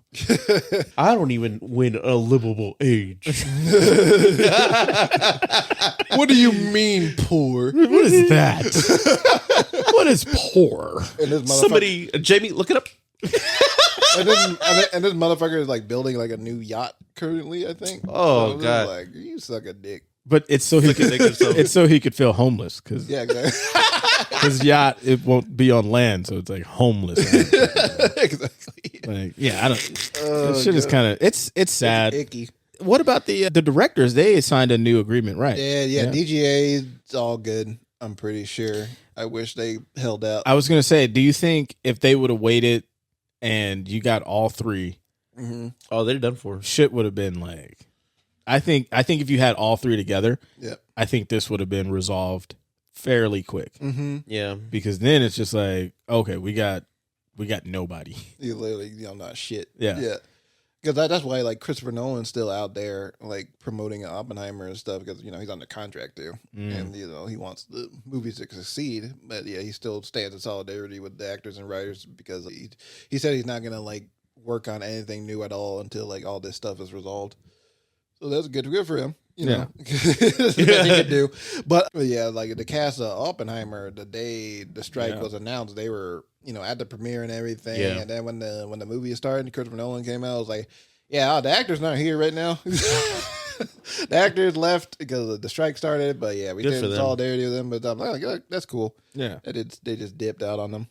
I'm sure it's like embarrassing for Universal, but whatever. I mean, it just seems crazy to me that like you don't have content without the writers and the actors. Yeah, You don't literally make nothing. You don't Legit. make this money without them. Reality shows. But it's like, where is this getting lost? You know what I mean? Like, wouldn't you try to want to keep them as happy as you can? Yeah. God. That's mind-boggling. But they're worried about the big names. They're like, oh shit. You telling me this is funny because it's kind of like thinking about like a WGA when they went. I was like, that's fine. We can fucking get a computer to do their shit. It's not hard. ChatGTP. Then the SAG actors when they're like, what? Huh? What? What? What do you mean Leo's not coming in today? What? We have a scene to film. He's our biggest star. What are you talking about? What the fuck, dude? Go get him back. What do you mean he can't come back? He's on strike? Fuck! Fucking hell! Whose fault is this? Mickey. Yeah. No! Oh, we can't have that. Whose ass do I need to kick? But another thing that's going on is I believe there's like it's like a thing going on where they're getting like a waiver, like certain productions are getting like a waiver or like some kind of interim thing, or I believe it was called, where basically if you're a truly independent production, you'll get it allowed. The SAG actors will allow you to SAG Guild will allow you to work on your movie that you were working on. Which I'm kind of like, what do you guys feel about that? Because it's productions that have nothing to do with like the AMTPT, like that guild being like, they're like, oh, if you're like an A24 or something, which is outside of the studio system a bit, it's like, yeah, you can keep filming your stuff with them. But then they still kind of get what they want. So I feel like it should just be like, no, we're all on fucking, I don't know. It seems like we kind of want our cake and eat it too. Yeah, exactly. Yeah, We're kind of like we want this, but at the same time, there's a little loophole here. We can kind of wiggle room here. I can still work. Yeah, if Universal's not behind it, okay, right? cool. Yeah, it's like Leo's on the phone, like, so maybe we go guerrilla style. There's a possibility I might show up. I'm not saying, because I know there's like three productions actually. One with Anne Hathaway. It's an Anne Hathaway movie, and then one with Paul Rudd and Jenna Ortega. Which Paul Rudd and Jenna Ortega one sounds funny because I guess they play father and daughter, and they on a road trip and they run over a unicorn. Yeah. But I'm like, yeah, that's some indie movie shit. interesting. And then the other one's like a Matthew McConaughey like action thriller film, I think. That's what men do every time they see Matthew McConaughey. Right? You don't even shake his hand. You, he just knows. He's like, he does it too. Yes. You know, goddamn right. But yeah, I agree. But yeah, I'm agreeing 50-50. I feel like all actors should just like just like stick to the strike. Like don't work at all. Show the studios that you're not gonna take it anymore. Yeah, that kind of. We're thing. not gonna take it. So, like, how long do you think this is going to last? Because when it was just the writers, it seemed like, all right, maybe a couple months. Yeah. But now, once you add in the actors, They can't. yeah, I think they're gonna hold out on the writers longer, but I think SAG will be resolved within the next 2 months. I think the key, and I don't know how any of it works, but I feel like the actors they obviously have to stand with the writers, and they need to kind of let it be known, like, until they're taken care of, we're, you know what I mean? Yeah. Like, they can still obviously work on their stuff, but like negotiate and whatever. But like they need to kind of make it a point, like, hey, we need them just as much as, like, you need them just as much as you need us. Help me, help you. Yeah. Yeah. And I feel like, and maybe they are, like super solidarity and really kind of like as one is kind of what it should be. Mm-hmm. Yeah. But yeah, and they actually been delaying some movies now. Like the first recent delay is the Zendaya film, Challengers. The one she's a tennis player and she's having a threesome with those white boys. Sorry, Tom Holland, but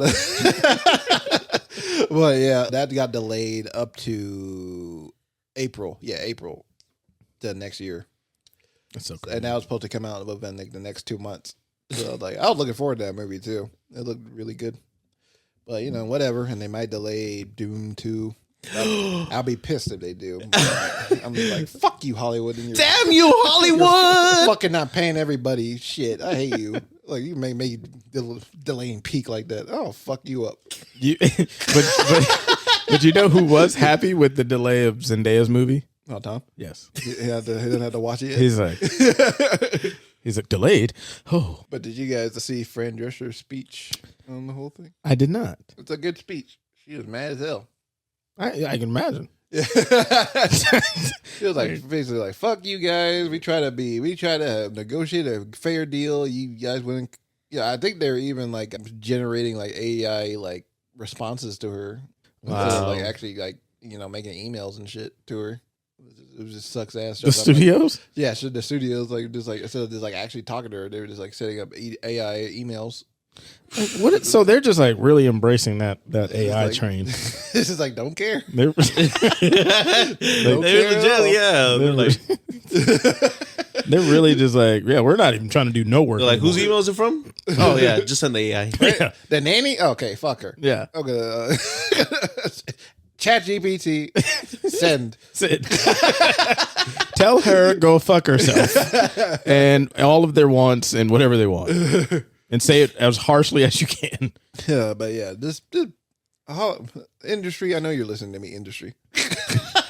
I know you listen to this. Of course, podcast. they're listening. I know you listen to this podcast, Bob Iger, but pay your goddamn writers and actors fairly. Take it out of the Mickey going on vacation fund. Exactly. Yeah.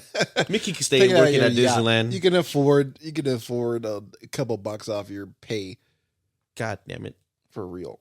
All right. Speaking of actors. Yes. Actors. Superman Legacy adds some new and old actors to the DC universe. A few days before the actors' strike was announced, DC and director James Gunn announced some new additions to the rebooted world of DC, which will begin with the upcoming Superman Legacy. Since our last episode, it was announced that actors David Cornsweet, right? Cornsweet? Yeah. What? Pearl and Rachel Brosnahan from The Marvelous Mrs. Maisel, and will play the highly sought after roles of Superman and Lois Lane, beating out actors such as Nicholas Hoult from The Menu and Emma Mackey from Sex Education. Cornsweet has been a fan favorite to play Superman based on his classic Hollywood looks and humble personality, while Brosnahan. You had ice in your mouth last time. I was gonna say something else. Oh, he got snippy. Yeah, real snippy right there. While while Brosnahan not only gave the best audition for Lois Lane, but according to insiders, gave the best audition out of everyone, period. A few weeks after that announcement, Warner Bros. Revealed that actors Isabella Merced from Dora, Eddie Gathegi, X-Men First Class, Nathan Fillion from Firefly, and Anthony Carrigan from Barry have joined the film, with Merced playing Hawkgirl, Gathegi in the role of Mr. Terrific, Nathan Fillion playing fan favorite Green Lantern, Guy Gardner and Carrigan playing the shape-shifting Metamorpho. The reactions of these castings have been mostly positive, but fans have their criticisms. Some saying that Corn Sweat looks too much like Henry Cavill. Too many characters seem to be in the movie, and casting well-known friends of Gunn, which is Nathan Fillion, is considered playing favorites too much. Gunn has defended these characters, saying that he's not putting in these characters for the sake of cameos, but for the sake of supporting the story. What do we think of these castings, and do you think Gunn will balance out these characters well in the film? Like, can we wait until we know what the story of this movie is before we start? You can say like, this sucks, James Gunn. Fuck you.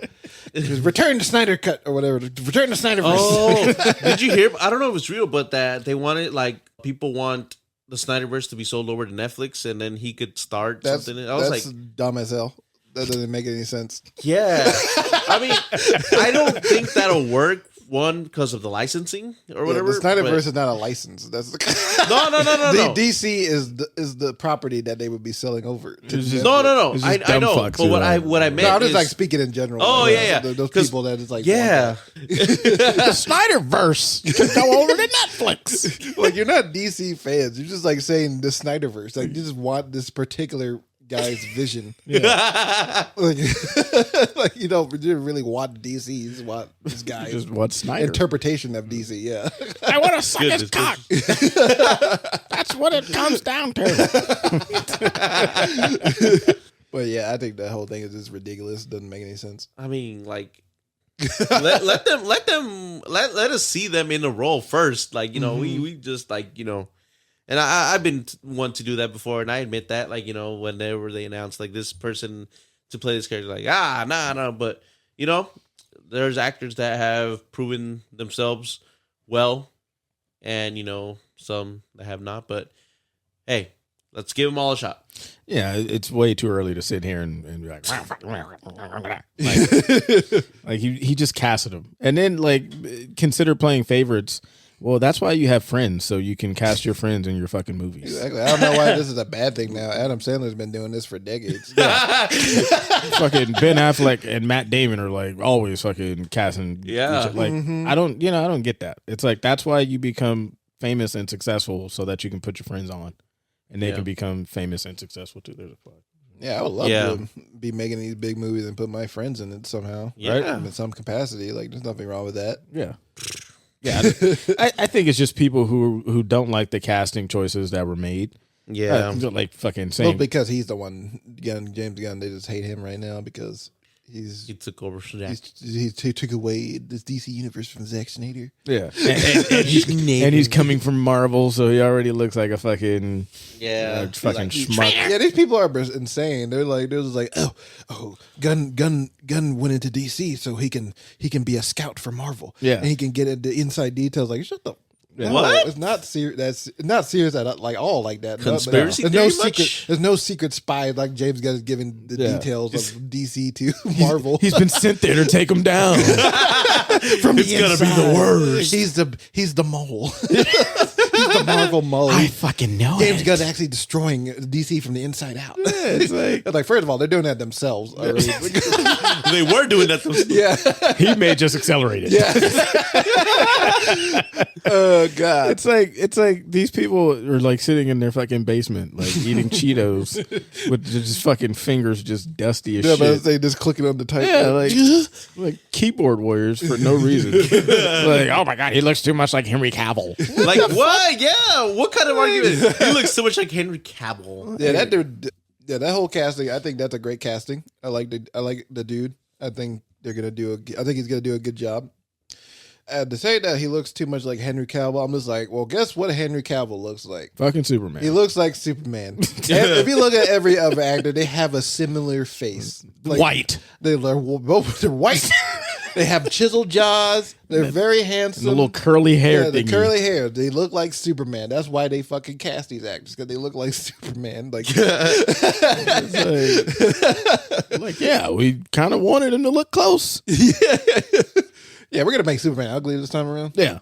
So then they could sit there and be like, he's not pretty. He doesn't look like Superman. He's not handsome. Like, shut up. But yeah, I like this guy. I think he's gonna do a good job of the role, and he seems like he's been enthusiastic about it. Even before, like I think a couple of years ago, he even said like my dream role would be to play Superman. Oh, hey, buddy. And now here he is. He manifested it. Good for him. Pressure's on now. Yeah, I'm about to say now he's like in the shit. Yeah, because now you got all these neck beards who are going to be just fucking shitting on you, and they already are, and you guys haven't even fucking done anything. They have literally done nothing. So all they did was audition. Enjoy that. And see, that's kind of the thing, man. With like superhero, like that whole universe, where just like the fans are just a little insane. Yeah, like I get it. I'm a fan. Yeah, I have my opinions on certain things on like that too. But I'm just like this is more to life than this is being mad at like who's playing who. Yeah, like your life is gonna be fine. Like you're okay. You'll be fine without the Snyderverse. Yeah, you got your Snyder cut already.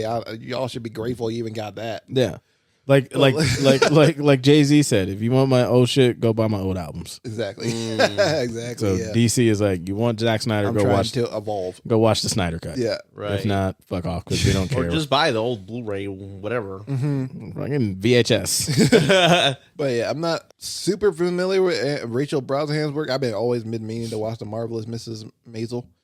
That's a tongue full. Yeah, Marvelous Mrs. Maisel. But what I've seen her, I think she seemed like she'd be perfect for the part. She has like that quick attitude and that demeanor that I think Lois Lane should have. It's like that feel like that woman that always gets the job done. Like, don't take no guff. Like as a reporter, these are reporting words. Don't take no guff. No guff. Yeah, takes the law into her own hands, kind of girl. Yeah. So yeah, I think she can do that. And the other actors, such as I know Jonathan he stood up for Isabella Merced. Isabella Merced playing Hot Girl, not Hot Girl, Hawk Girl, Hawk. And but yeah, she's playing Hot Girl. And it's interesting because they detailed in the article that they say like, oh yeah, Isabella Merced, she is a short lady. Yeah, she is about like 5'1". Yeah, she's very short. Yeah, but they make a clear statement saying like she's like basically saying like she's tiny but mighty. No, yeah, she has that like attitude. She can definitely have like that. Yeah, so I think they're gonna use short that. fuse. So I think they're gonna use that to their advantage in the film. So she's got a Napoleon complex. If we didn't have another segment after that, that'd be a perfect segment. That would be great. But back to real quick on her height. How tall is Jenna Ortega, do you think? I think she's like the same height. Like she's like 5 foot nothing. Like she's tiny. Yeah, she's very short. Like look at her, Jenna Ortega height. And I'll get into it like 5'1". Okay, I'll get into it like when we talk about the fallout. Right. But like, man, she's fucking tiny. Yeah, she's a tiny thing. She's like a little midget. Yeah, Isabella Merced, 5'1". They're both very short. But twins. But yeah, it's cool that they're gonna use that to their advantage in whatever way they do in the film. And the Eddie Gathegi, I always liked this guy. He's been in movies. He was in X-Men First Class. Remember the guy, the black dude? He died early on in the movie. Yeah. Yeah, he's been in other movies like Gone Baby Gone, and he was just in that Western, The Harder They Fall. Oh. And he was in the Twilight movies. He's a good actor. I like him. And I'm a fan of Mr. Terrific, the character, so I think that's a good casting as well. He's basically playing like the third smartest man in the DC universe. And he's like, he's like good, really good at everything. So he's terrific at everything. So yeah, I'm excited for that. And they got NoHo Hank. Yeah, NoHo Hank as hi Superman. Superman, you want to get some boba? You want to get some boba? But, he's playing Metamorpho, this guy that can like shape his body around. He can like absorb elements.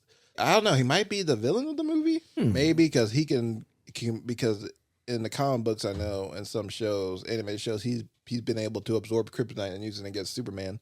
Huh. So I'm like, maybe he's the villain of the movie. We don't know exactly yet, but we'll see. Interesting.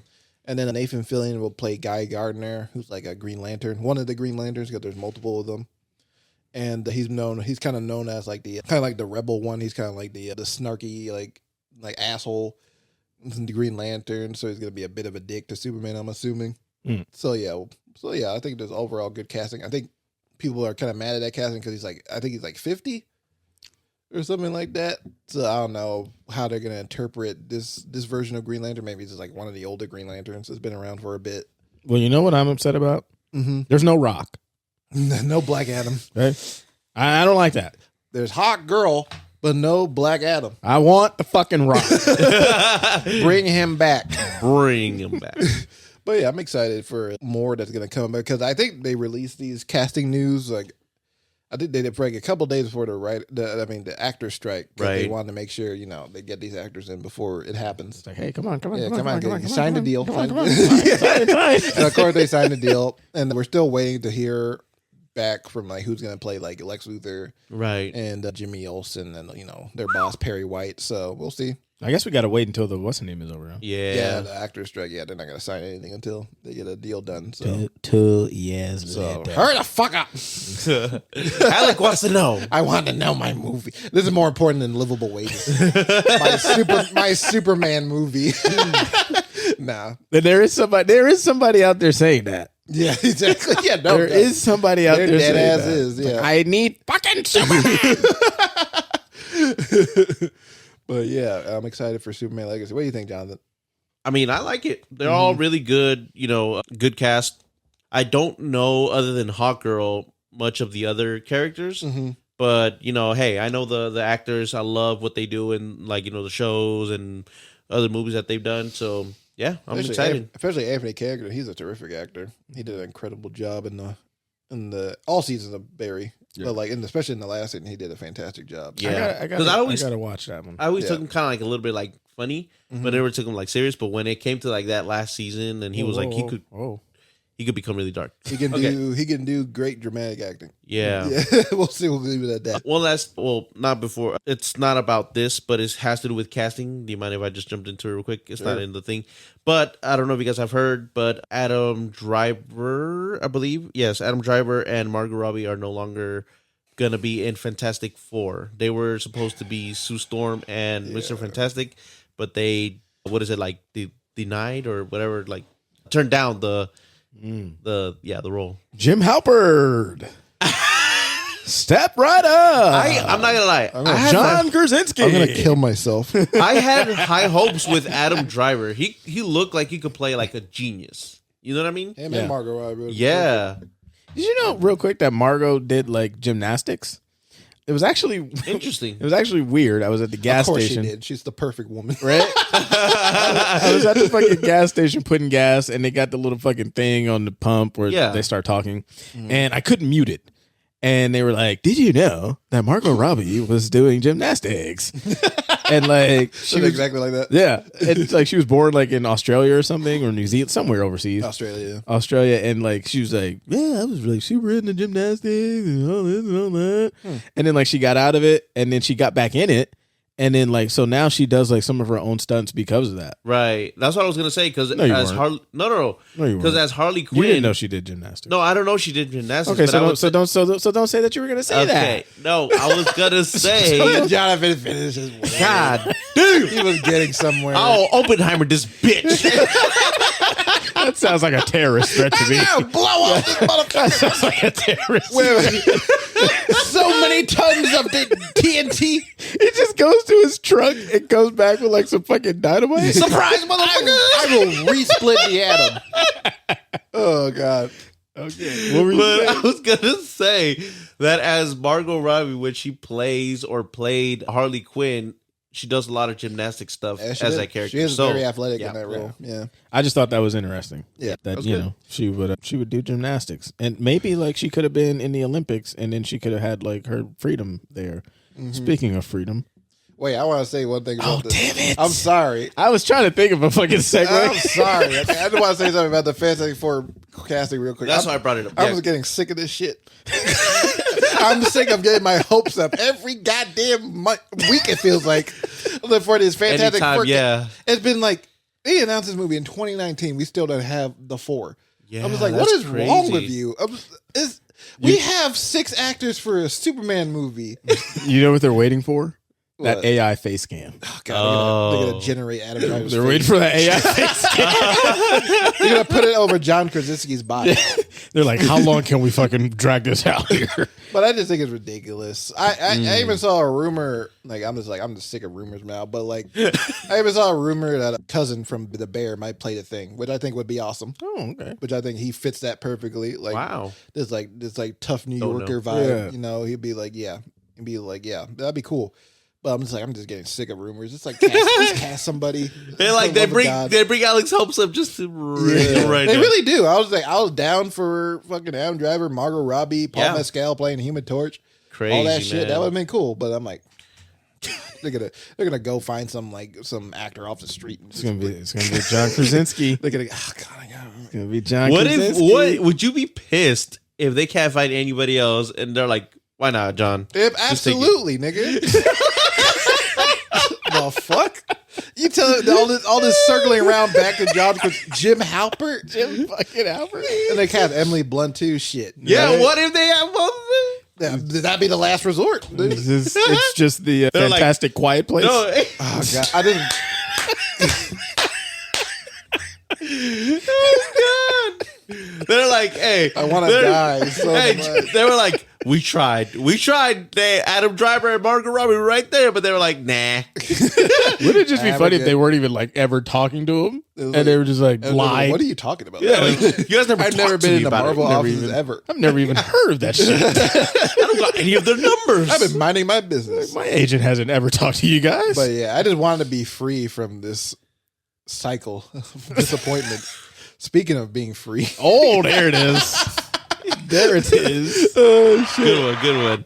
But So, hold on. oh, God damn it! No, I thought I had one because it's like sex trafficking and Colombian sex traffickers. Mine's a little not dark. Yeah, mine's was definitely going to be dark. All right, Sound of Freedom. I don't have anything. Sound of Freedom, box office results, and controversy. So while, sorry, It's a serious I was topic. And he's over there making voices. I was trying the Jamal voice, but anyways, while Disney produced Indiana Jones and the Dial of Destiny seemed like a clear winner for the 4th of July weekend, a movie from a studio outside of Hollywood system snuck up out of nowhere and stole some of good old Indy's thunder. I like that line. Oh, thank you. Angel Studios.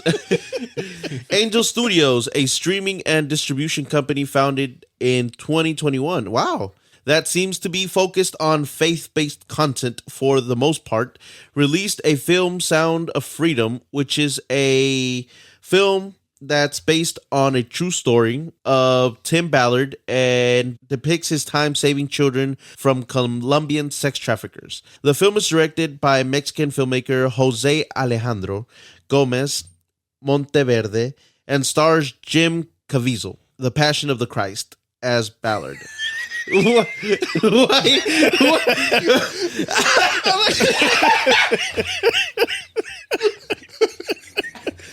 It sounds like this is his full name. Jim Caviezel, the Passion of the Christ. Because that's Jim Caviezel from the Passion of the Christ. I'm sorry, okay? I thought that's just how everybody knew him as. Well, you know, Jim 'cause Caviezel, the Passion I'm of the sitting Christ. here reading Jose Alejandro Gomez Monteverde. I'm like, God damn, that man's got a fucking long ass fucking name. And then comes It's this like, other one. It's like remember Sweet Life of Zach and Cody, where like, that's about Julio Claro. Yes. De la Rosa Ramirez. Oh gosh, I'm But telling yeah, you. take it back from the stars Jim Caviezel. So where? From stars Jim Caviezel. And it stars Jim Caviezel from The Passion of the Christ as Ballard.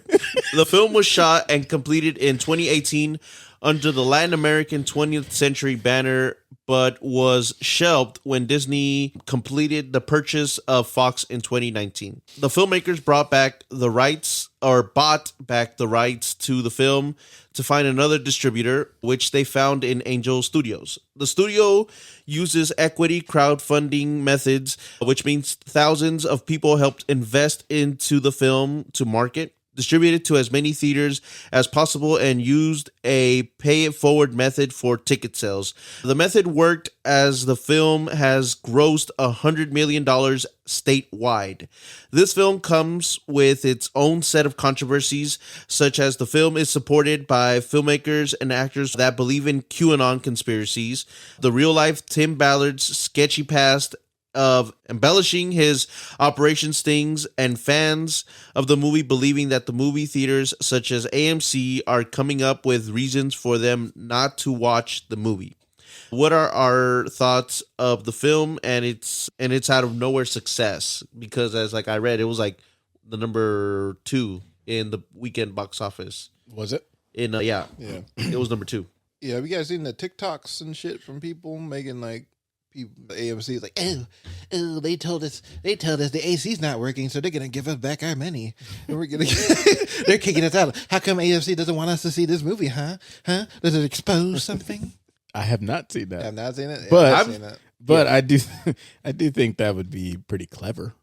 Oh, by the way, we have not seen the movie. We're just basing our opinions on the whole thing around it. But if I had to take a guess, because you're picking the movie next, if I had to take a guess, this no, okay, we're not. I'm not paying for it. I'm not paying for it. So it's funny because this movie, I don't know about you guys, but their marketing like close to zero. I have not heard any marketing of it.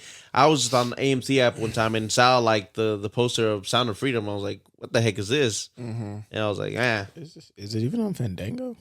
Yeah, maybe. It is, yeah. And I haven't seen the shit like it's all been like word of mouth stuff. Yeah. So the Sound of Freedom I've only seen from like other like, you know, like influencers or whatever, like, oh my God, you guys should go watch this movie. It was amazing, 10 out of 10 type of thing.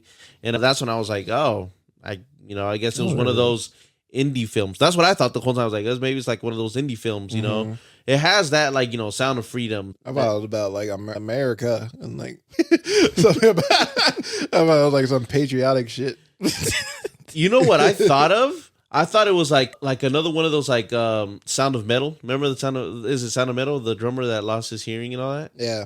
I thought it was something like that, like very artistical, or not artistical, but you know what I mean?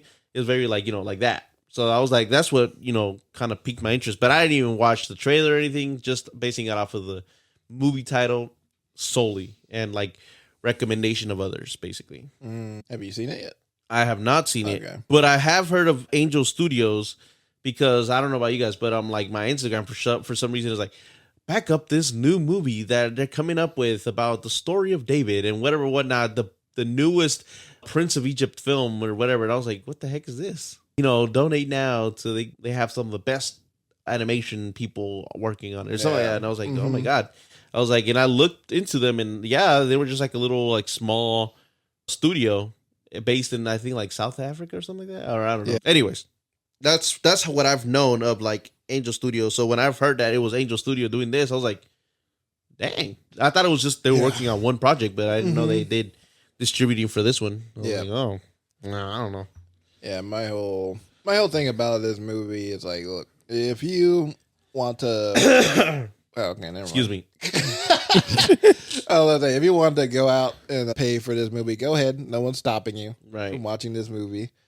And that's your right, of course. Anybody can go see whatever movie they want. Not going to pay for it and see it just because of what the filmmakers behind it believe in, which is you guys know about the whole QAnon thing, right? Kind of. Yeah. So basically this theory, the global elite, including like Hollywood, places like that, are basically harvesting a chemical from kids that they put into sex trafficking.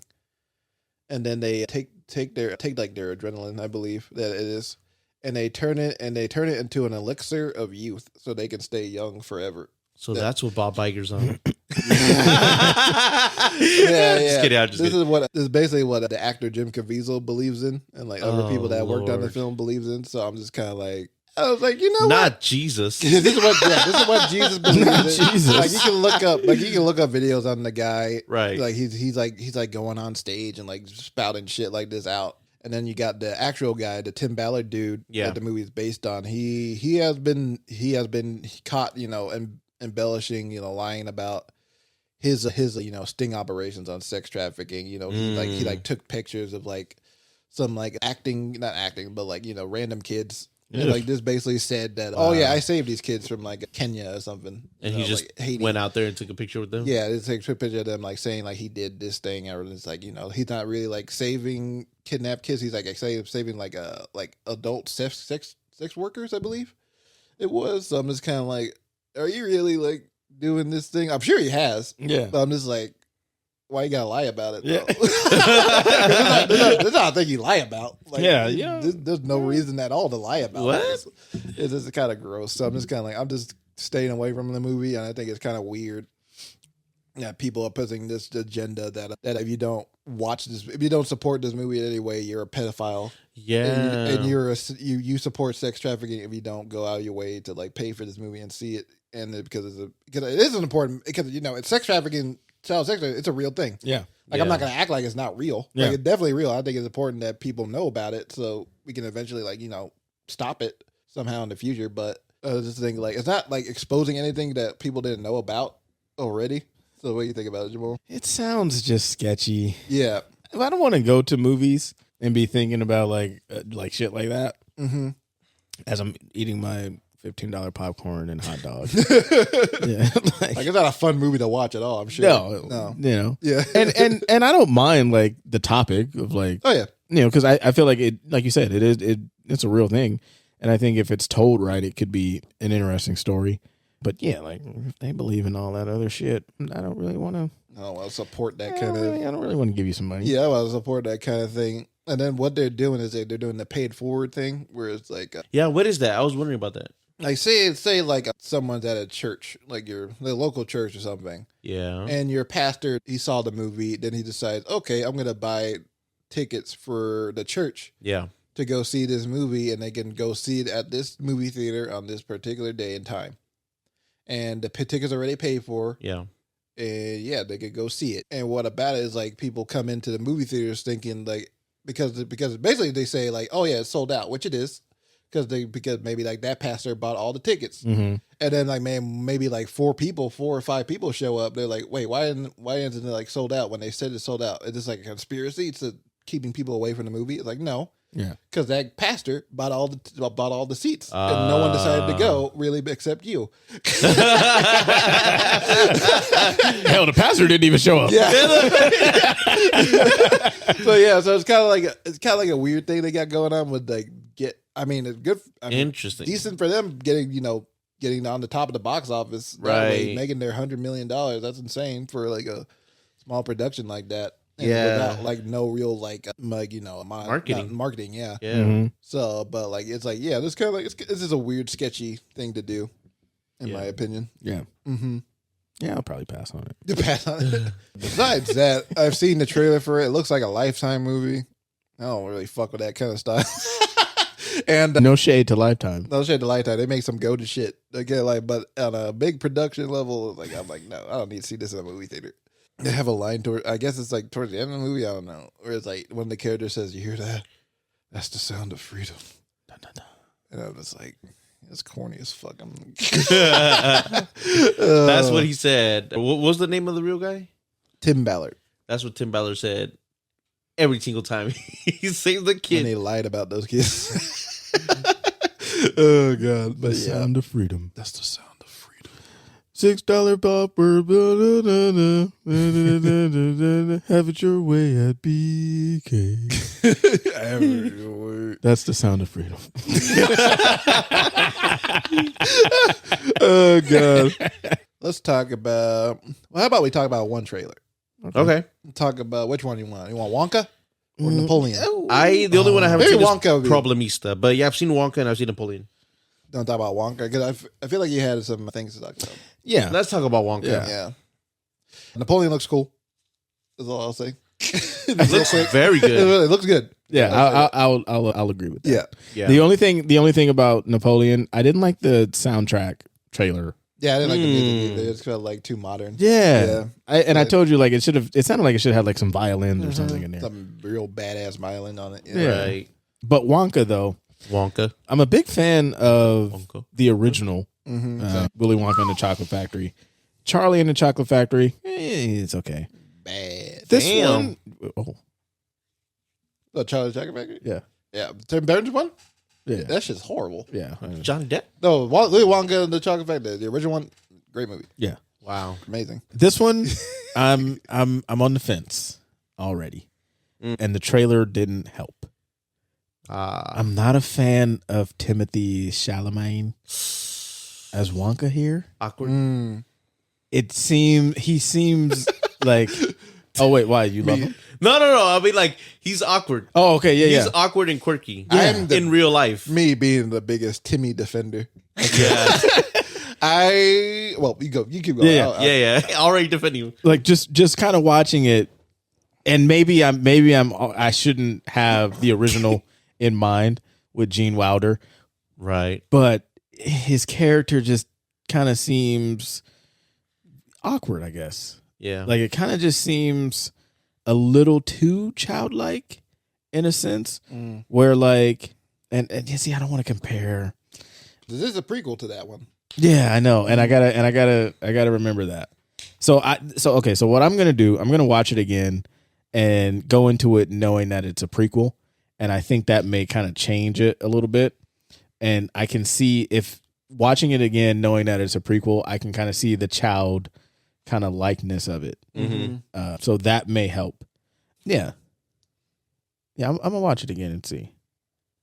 What do you think, Jonathan? Before we go to Alec, because I just want to say, yes, this is a prequel, and that I very much see this as like a good time, good feel type of movie, aka The Greatest Showman, aka Liar Liar Crocodile, aka all those like, very like much for children type of movie, because it's like, hey, let's make our dreams come true and Gotta whatever. fight whatnot. the chocolate cartel. Yeah, exactly. I did like that The line. chocolate cartel. That was funny. And like, I'm not saying there's anything bad with that. I'm just saying like, it's very tailored towards like the newer generation, the kids version of it. Yeah. And I mean, to tie it into with like, the old one with Gene Wilder, you said? Yes. Maybe this is how he used to be. And in some point of his life, something more as he got older, Oh yeah. got tired and turned into Gene Wilder, huh? So yeah. Huh? So I'm gonna rewatch it again. With Anyway, fresh eyeballs. that's just my take on it. So when we see Alec. Willy Wonka in the original one, he's like he's fed up. Yeah, he's with like- shit. Yeah, he's done. He wants all these kids to die. I'm trying to kill him. and shit. He killed these kids. He basically is drowning him in chocolate. He's- Found he- Yeah. He's sick of Augustus Gloop's bullshit. He wants him to die. But now, I watched the trailer. I was already pretty excited for the movie. I was like, Timothee Chalamet is an odd choice. I really like it, Timothee Chalamet. I think he's a great actor. I was like, oh, that's an odd choice. Because I know between him and Tom Holland, the only two white guys in Hollywood, apparently. But I don't know if Tom Holland would have done much better. He probably would have done the dancing musical shit good.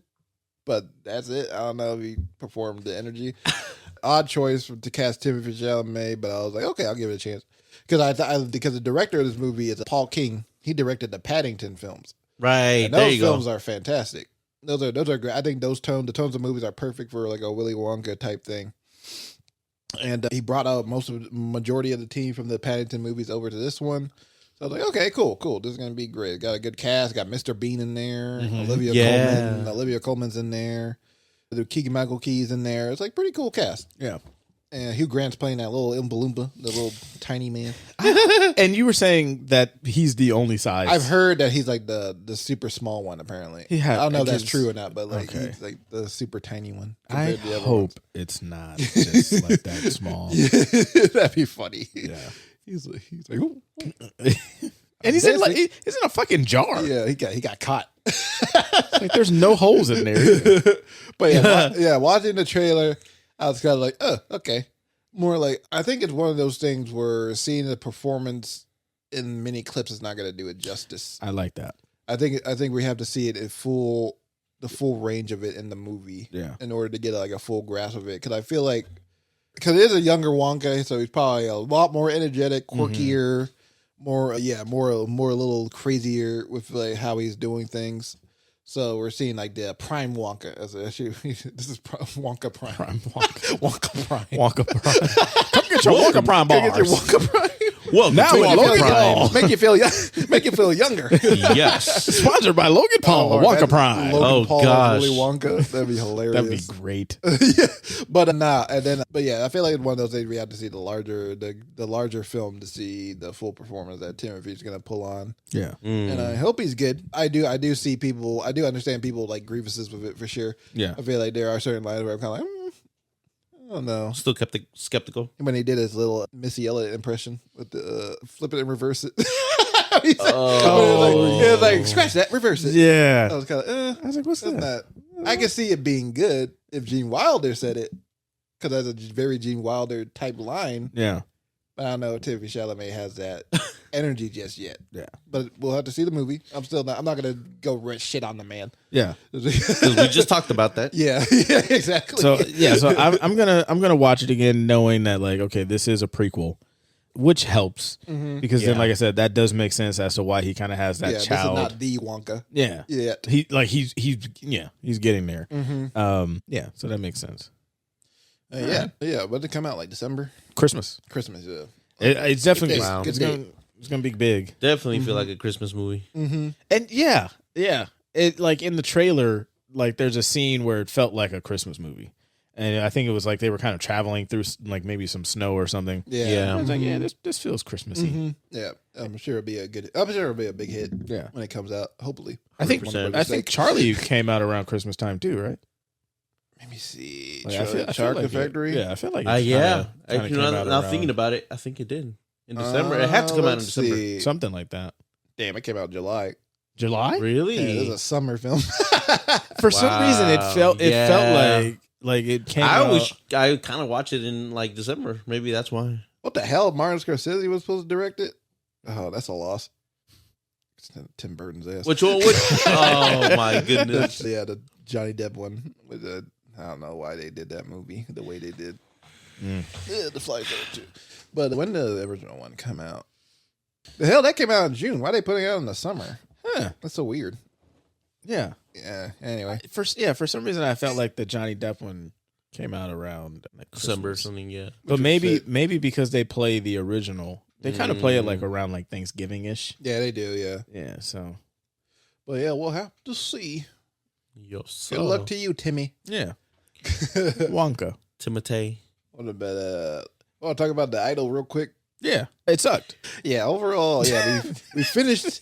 Yeah, for those out there, we watched the Sam Levinson weekend series, The Idol on Max, HBO, I should say, it's technically an HBO show, and yeah, it was bad. The finale was one of the worst things I've ever seen in terms of like just writing and just payoff is like terrible. Like I was just like, this is seriously how you get to end the show this way, Yeah. making Tedros seem like the victim. And you know, like I was super excited for this show. Like when it was announced, because I'm thinking like, okay, fucking Livingston, he's got Euphoria. The Weeknd is just creative as hell. I'm thinking like, all right, this should work. The story it's simple enough where it's like, you know, it should be a good story. The soundtrack you knew was going to just be good. Yeah, it is. It is. Yeah, it was going to be bangers. Mhm. And then you watch the show You watch the show and it's like nothing's happening at all, except just like people fucking and doing coke. getting smacked with brushes. Yeah, It's Lily Rose Depp showing boobies. like she had to be naked almost every single episode. Oh yeah, definitely. Like yeah, It's like all right, that's cool. But like, and then the fucking Weekend, I fucking curb stomp you. fucking curb stomp you. I'll take you down Rodeo in the back of the car. I'll fucking hear something you in the back of the Fucking front. curb stomp you. Like the least threatening performance I've ever seen. Like, I get it. He wanted to, you know, he kind of created it. But like, do you guys think if he was just a supporting character, and not like one of the main, because he's I'd say he's like main 1B. And Yeah, he's co-lead. yeah, there you go, co-lead. That's the word I was looking for. Uh-huh. And he's a supporting character. Yeah. Do you think that would have changed it? And he got like somebody who could actually, pull that role off. Probably could be a better performance, but the writing's still there. That's true. Yeah. I'm sure you can find a better actor to play that role, and they probably could have done something interesting. Like Lily Rose Depp, I think, did a good job throughout the whole show. And I feel like he could have done a good job. Yeah. Because he is super fucking talented. Mm-hmm. And so I think if he actually would have, honed in on that shit and like really, I think you said he went on tour like mid filming or something like that. Yeah. Like, no, buddy. That probably If messed you up gotta his, make like, the show, just commit. Yeah. And Like, then, firing the original filmmaker for the show. like your tour can wait. Yeah. And so I think if he really would have like honed in and just like really fucking committed to it, I think he could have had a better performance. I still like him. Yeah. But yeah, it just there was no story. The fucking finale of it is she wants him out of her life. And I was texting you guys as I'm watching it, like what what is going on? Like the time jump. The missing episode that we'll never see. It's like, just show that fucking shit at that point. Like, it's only 6 episodes. Like, they act like it was 35 fucking episodes. And it's like, wow, we got the entire dynamic of the house just changed on a dime. Like, everybody in the first few episodes being like, oh, Tedros. Yeah. Tedros is our god. Walking on, like, disrespect eggshells. him. Yeah, we can't disrespect him like that. If we say no to Tedros, he'll hurt us. He'll kill us. He'll kill us, yes. You can't say no to Tedros. All of a sudden, it's like, oh, yeah, we're on Lily Rose Depp's side. We're on Jocelyn's side. Like, We work for her now. Like, yeah. Like, oh, yeah, fuck Fuck Tedros. Tedros. He's a bitch. So it was just weird. Like, when they all come over for the listening party, she tells fucking Mo Sizlak, like, hey, get him out of here. I don't care what you got to do, but I want him gone. Yeah. And then we see him in the bottom of the fucking house in a car. He's like, rips up the check. I'm like, okay, that's kind of cool. Mm-hmm. And then he's gone. And then in literally the very next scene, this motherfucker is walking up to the box office. I think she left it for Tedros. It's like, where the fuck did you come from? like we just saw you. You're gone. What was his name? What's his real name? Like something Jackson? Michael something? Like not Michael Jackson? No.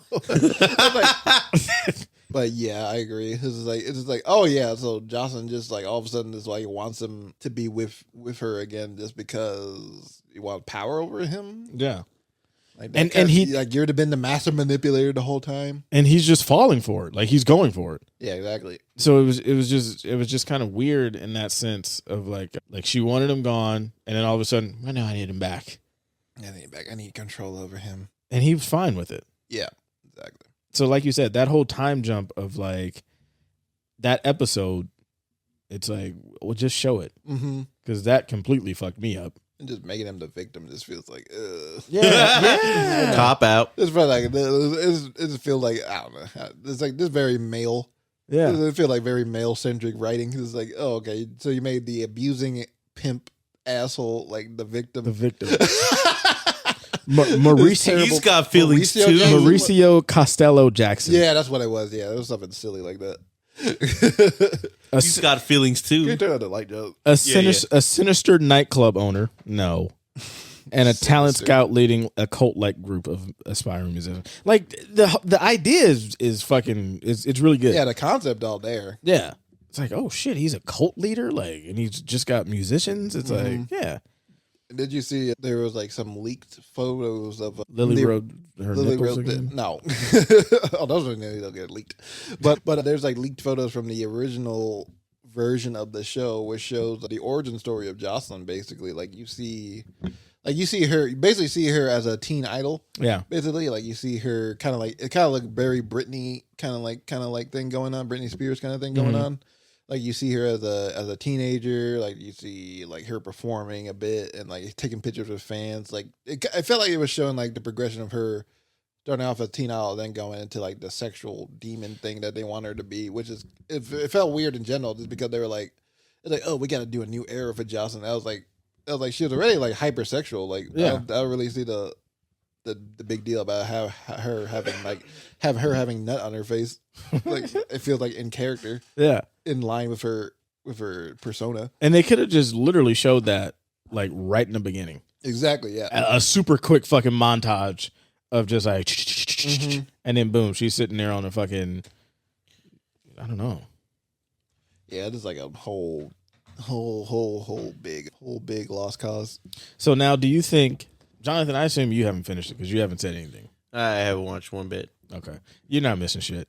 So we know what's the name has Euphoria. Yep. And that, obviously that gave him a good deal of leeway. Made him big headed. But he might be a little creepy too. 'Cause, I mean, all this sex shit and cults and all that.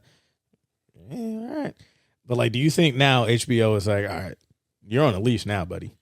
Like, Maybe, yeah. Like we tried to give you, a little leeway with this because this looks bad on Max. I don't Or HBO. know HBO, if a leash, but definitely have their eyes on him now because for you, legit fuck up a whole show, that's massive.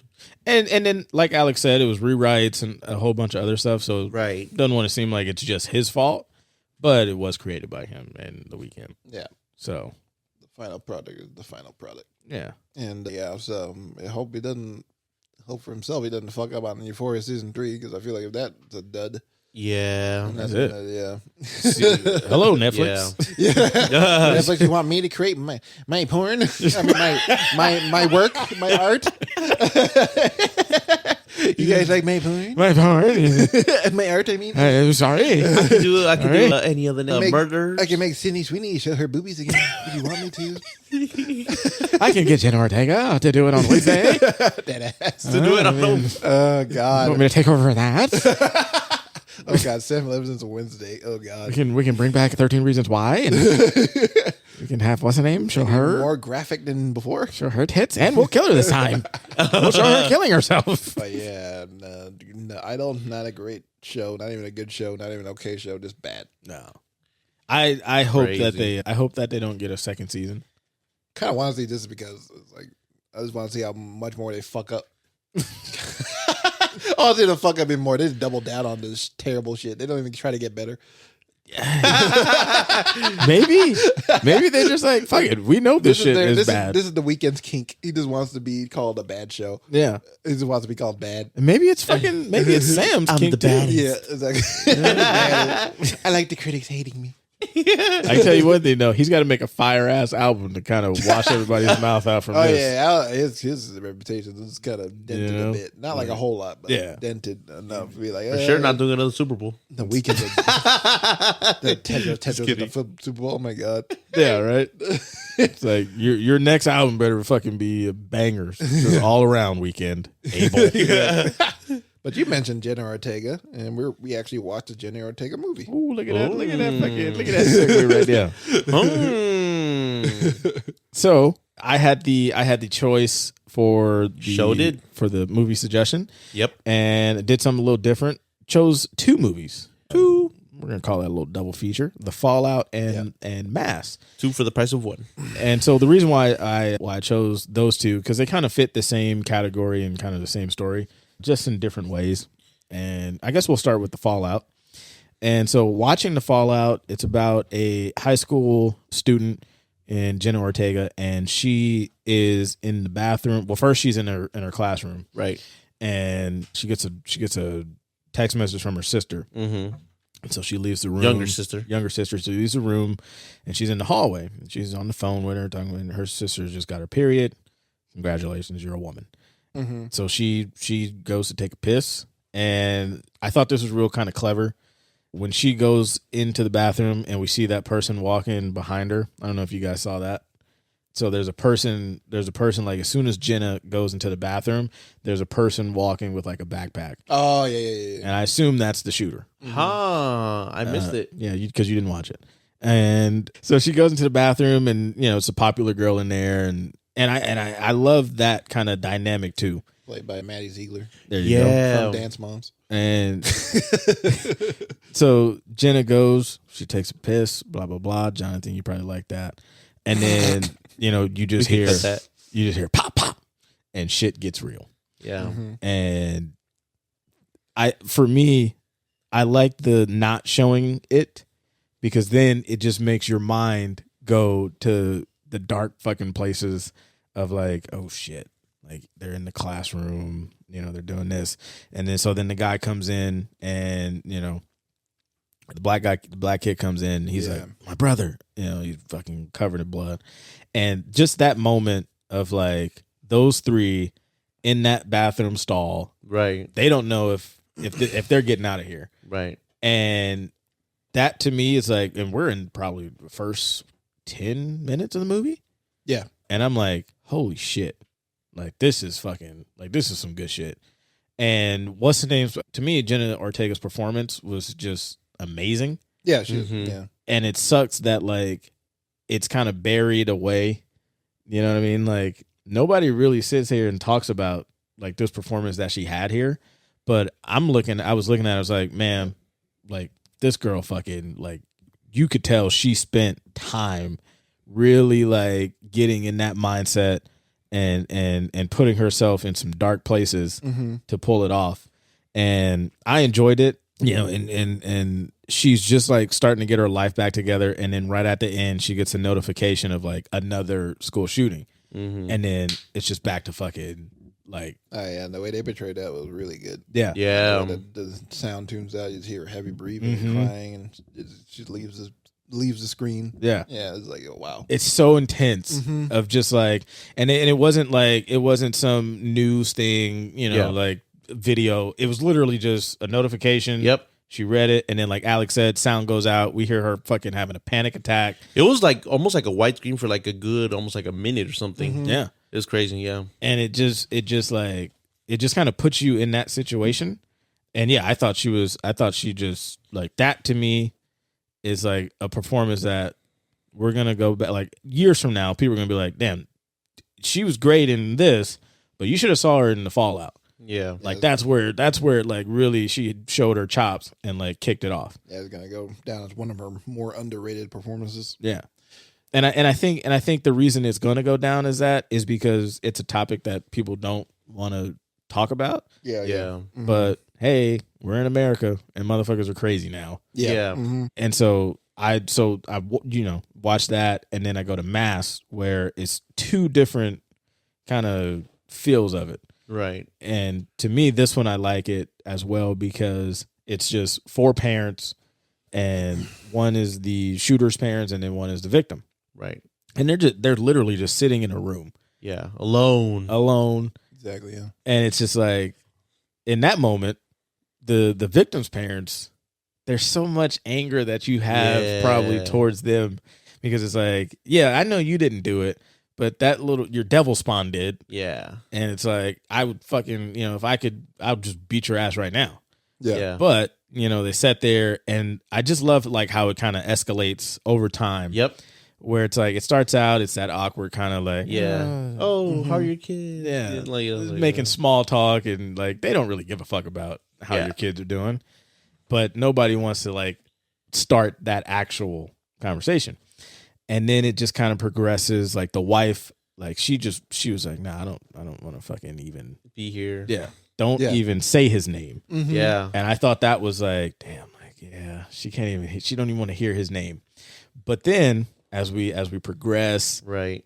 And it was such a kind of like a little shift where the victim mom, like, yeah, she's still sad and everything, but then you're listening to the parents, the shooters, and they're just like, well, we didn't know. And it's like the victims wanted them like, you should have did something. Yeah. Tell us why. Yeah. They're like, well, we don't fucking know why. You know what I mean? And like the mom, like the dad was kind of whatever. For which one? For the shooters. Okay, yeah. But the mom was just like, you know, like, yeah, I wish he would have been beaten on me. Yeah. Instead of, the end, you know. Yeah. And then there was a moment where, like, towards the end, where like the shooter asks the victim mom, she's like, "Tell me a story." Mm-hmm. And you know, she goes on this story, and she's lighting up. Yeah, it's like she's recalling those good memories, and they end it, and then the mom, the victim, the shooter mom leaves, and then she comes back. Yeah, and she's all like, you know, I was waiting for you to ask me to tell a story. Yeah. And right there, I was just kind of like, damn, like, Mm-hmm. like at the same time, and it's tough because it's like, do you want to feel sympathy for them? Yeah. But then you're 100%. kind of like, well, shit, like they didn't know, Yeah. and maybe they did try, and then at the end of the day, it's like that was still her son. Yeah. You know, like when they were counting the like the dad was counting, he was like, oh, it was 11. The victim's dad was like, oh, it was 11 or some shit like that. Yeah. And then the shooter's dad was like, well, it was like 12. You know, because they just overlooked theirs. Yeah. And so I was just like, it really makes you think, you know, like not trying to give sympathy to score shooters, but that film makes you kind of think about it like in just a different way of like the parents' perspective. Exactly. Of just like, damn, like now they have to go through this shit. Yeah. They're not allowed at the visuals. And Yeah. They couldn't even have like a funeral, they were saying. Nope, they couldn't. And it just kind of, you know, I was like, damn, that's some Mhm. really fucking deep shit. So I gave the Fallout 5 stars. Yeah. I think that's peak to me. And then I gave The Mask 4. Both are like solid and just great movies to watch. Great films to just kind of, you know, like they deal with the same topic, but in such a different way. Right. Yeah. Yeah. I enjoyed. I saw the Mask like right around when it came out too, like maybe like early 2022, maybe I think around there. But yeah, I saw that a while ago. But yeah, watching the Fallout for the first time a couple weeks ago. Yeah, I really liked that one. That was good. Like you said, Jenna Ortega, like she can do all. It sucks that. I mean, good for her. She's getting her money, doing Wednesday and shit. Mm-hmm. But like, it feels like people are gonna be focused on that more than like on her actual talent as an actress. Not to say she's not talented playing Wednesday, but still, it's like she can do other things. Yeah, especially this one because she actually feels like an actual like teenager. Yes, especially when she's like around with her parents and her sister. It's like there's one part where it's just like she's just like texting her friend, and her sister just like in the background doing TikTok or whatever the fuck. Yeah, I was like, this is probably like one of the most realistic things, right? Or she's like just doing like little TikTok videos, dancing, like and over and over. Too. Yeah, over and over. Yeah, I was kind of like, damn, this is probably what it's really like. Yeah. To be like have a sister, a younger sister, Like and be not that young. saying shit. Yeah, not saying shit to each other. Just doing your thing in the corner. She's over there going like dancing and all that. So I was like, wow, this is probably realistic, especially dialogue too. Mm-hmm. And but yeah, she was really great. This is why I was talking about it earlier about like how streaming kind of like just like shoves things on it and makes it content. I was like, I feel like this kind of I remember it getting released on Max, but then like after a day or two, it like kind of got buried underneath other stuff. So I'm just kind of like, I feel like they could have like pushed this, at least Jenna Ortega, for like a Best Actress nomination. If they could have campaigned her. I feel like she's that good. And she definitely had a shot. Mm-hmm. Yeah, I feel like they could have done something for her. And then like the other actor, Maddie Ziegler, that does a good job too. Yeah. Yeah, and then that's the mom from Modern Family, is it? Yeah. Yeah, it is. She's really good too. She was really good in it. I like how like anyone like Jenna Ortega just finally tells her everything that's been going on.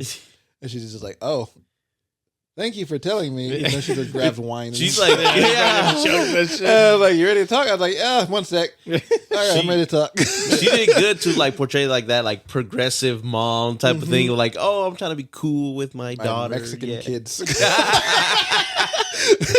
That is the only thing that I was kind of like, okay. Yeah, that's true. All right. You're blonde. Cool I'm the cool mom. Yeah, you're blonde. Your two daughters are brunettes. I party too. It's like that, cause and then there's like the whole portrayal of it. The whole portrayal of the PTSD was really good. But part of me, I also was surprised to see Shailene Woodley in there as the therapist. I didn't expect her to show up. Yeah, I like her as an actress too. But then I feel like towards the middle, it kind of got a little lost from the whole like school shooting plot a bit. Like part of it kind of felt like it became like a teen drama. Yeah, I can see that. More like a regular teen drama than anything. But it picked back up after that. After I felt that little lull. Yeah. But overall, I really did like it a lot. And interesting because both of these movies are made by first-time directors, like for like feature directorial debut. Yeah. And this one was directed by Megan Park. Yeah. And yeah, she did a great job directing it. And this is also the second film we've watched that is done by the music is done by Billie Eilish's brother, because the last one, Phineas. Yeah, Phineas O'Connell. He did the Vengeance movie, BJ Novak's movie. The music for Oh, that one that's too. right. We got a theme like- here, kinda like- Phineas. Yeah. So it's kind of it's interesting. So yeah, He did the music for the Fallout. yeah, he did. Oh, okay. And there's a good score in here too. So like, yeah, he probably got a good future in making film scores. Yeah. I think he makes all of like Billy's music. Yeah, he does that. Yeah. They make it together. Every So single one. fucking crazy. Yeah, all in their room. Exclusive. Yeah, right? All in their room. That's crazy. We don't need a studio. Just close the fucking door. And then with Mass, I really like one room location films. Yeah. I think Yeah, that's that was really- one of the best. Yeah, that's a really good way to flex your abilities as a filmmaker to make, okay, I have one room to tell a story. How do I make this as engaging as possible without just doing shot, reverse shot, Yeah. And they do that with a great script, great actors in it. And yeah, like you said, I enjoyed this conversation between these people that are on two opposite ends of the spectrum of like the school shooting. Because like, did you feel bad for the parents of the school shooter? Because Yeah. it feels like they could have done a lot. They feel always like get coulda the done- blame. Yeah, they Yeah. always get the blame. They feel like they could have done a lot to like help their son and the communication with him better to like not have him do this. Yeah. And then like, of course, then you have the victim's parents being there. It's like, it's kind of like, you don't really know what to say in that point. It's kind of like, you can't really say, oh, I'm sorry. Yeah. Yeah. That's not how it works. But Yeah. you just have to find this middle ground and understand, like, they're both grieving together, and they had to find that empathy with one another. And I think that was nice Yeah. to do that. But yeah, I really like both films. I gave them both 4 stars, I believe. Yeah, I did. And what would be like a mid-peak for both of them. Yeah. Yeah, I enjoyed both of them a lot. And then there's I remember this other movie that I really enjoyed called Elephant. That was made I don't know, early 2000s, 2003, I think. Something like that. Yeah, it's a Gus Van Sant film. It's more of an experimental take on like school shootings. And this is like, of course, it's like a few years after Columbine, so it's like a big thing. And it's kind of based on that. And basically it shows like these teenagers at this high school, and a lot of it's like done in one take.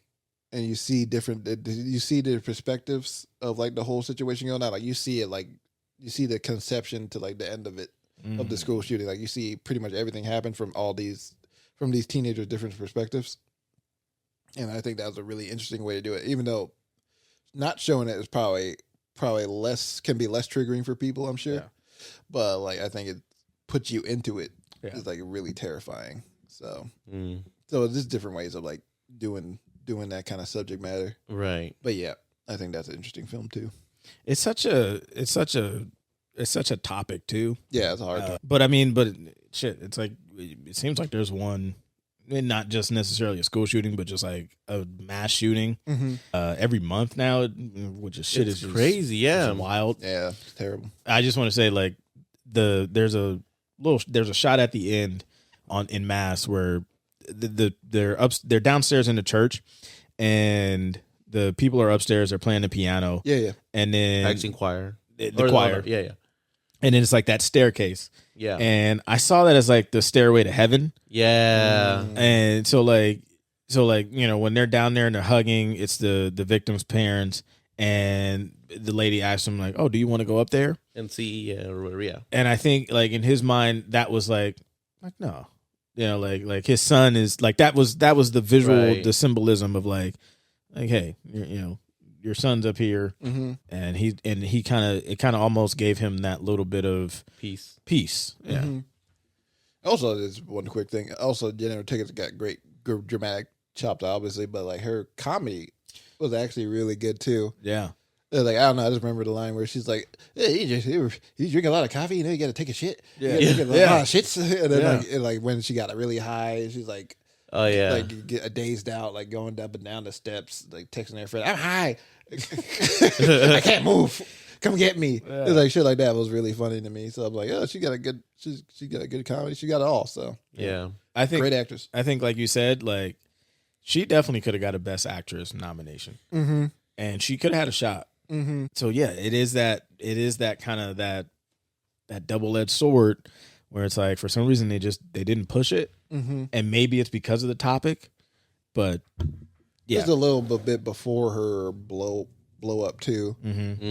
So maybe if this came out right around that or after, I think they could have. I think they could have done it. Yeah. But I don't know. I think Right. I think it's going to be one of those performances where it's like she's going to have seeing this. It's like, yeah, no doubt she's going to fucking You're gonna have a long, great career. yeah, and she's going to surpass like this performance. But I think people are going to look back and be like, yeah, but this is the one. Yeah. You know, like yeah, she's Y'all great. slept on this. She's great in Wednesday, but like if you saw her in the Fallout, you're like, oh, she had this in her. yeah. What do you think of John? I might be like, what is it called? The odd man out in Devil's this doc- Advocate. Devil's advocate, I guess. But I enjoyed Mass slightly more than Fallout. Oh, the Fallout. that's not- Only because I thought it was, like Alex said, very more challenging, as in like you just have one location, right? Like aside from the church, you're in one room and all that. But I like how it led up to that moment. And like Alex said, I this whole time I was like, oh, we're just gonna hear them talk. I'm, get ready to get bored or whatever. But no, I was hooked from the first moment. No, I kind of knew what it was about, right? Because Jamal said it was like about a school shooting. Yeah. But I didn't know, aside from that, I didn't know what was going to happen, right? So I didn't know it was going to be the victim's parents versus the shooter's parent, right? And so I loved and paid attention to it, like every little thing, even like the detail, like with the lawyer, and then, or I'm assuming it's the lawyer with like the church member was like, oh yeah, this needs to go, and like that whole thing interaction, and then she was a little bitch. and then what I loved was how like the lawyer's obviously done this before with like the whole way she arranged the table. Like remember they like had arranged it like all four looking at each other, and then the lawyer came in and was like, who did this arrangement? Yeah. And she's like, oh, I did. I thought, like, no. And then she moved like 2 and 2 to keep them apart. And then she's like, oh, I got the box of tissues. I'll put it in here. But it was like, no, don't put it over there. I thought that was a little bitchy though.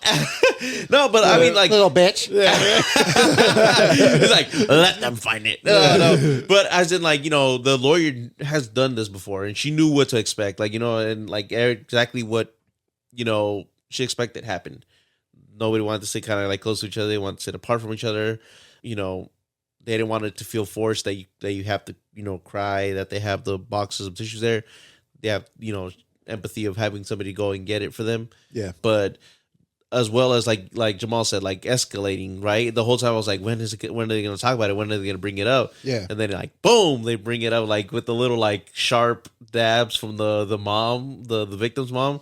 Man, for that scene, she's like, turn around. I don't want to go there right now. I was like, I knew this was going to be a good, her acting chops was like on point. Cause she like, they were right there. Like the husband's like, well, I'm gonna pull up. She's like, just go around. He's like, I don't know this area. Like, like, it's like, where do you want me to go? She's like, I don't fucking care. I'm lost, bitch. Go somewhere. Just go somewhere. Park up. I don't care. Like, I'm not ready to go in yet. And like, the whole time you're kind of like, out on the outside of like, man, what's happening? Like, what is she like upset about? What is she like, like nervous about? But it was just the confrontation of meeting like, the school shooter's parents. And then the fact that they had to sign a waiver saying, oh yeah, we don't, this is just a conversation. We're not going to sue, or anything like that. I was like, that's big, Yeah. And then that like final touch in the end of like, when they're like, I forgive you and all that. I was like, damn, that was big. It was just a big performance out of a small, like, it feels like a super, like, low budget, but like hits hard and good, know? And like, like you said, in the end, when they hear the choir and all that, like you feel there's like peace and all that and happiness. And then the part that did throw me off, but I was like, damn, you can feel it when she's like, telling the last story of like the mom's like, yeah, he said, Mom, if you don't get it, I'm gonna beat the shit out of you. And I was like, what? And then, but yeah, I just thought it was like really good all around. And the Fallout, not that I didn't like it, It's just that it's like Alex said, it steered away from like the school shooting aspect of it. But what I did like was that it focused more on like how Alex said, like the PTSD of it, but also how like everybody deals with it differently, right?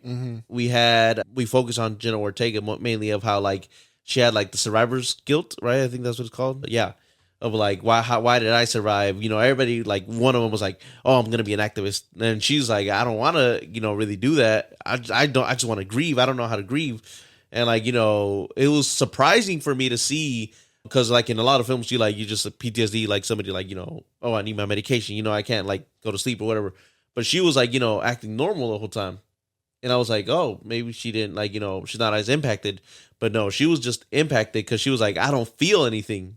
She was like, I don't feel anything. I was like, well, that's new to like, to show PTSD of like, she was just so scared and all that she like doesn't know what to feel anymore. Like, and I was like, wow, that's definitely a very definitely hard way to portray that.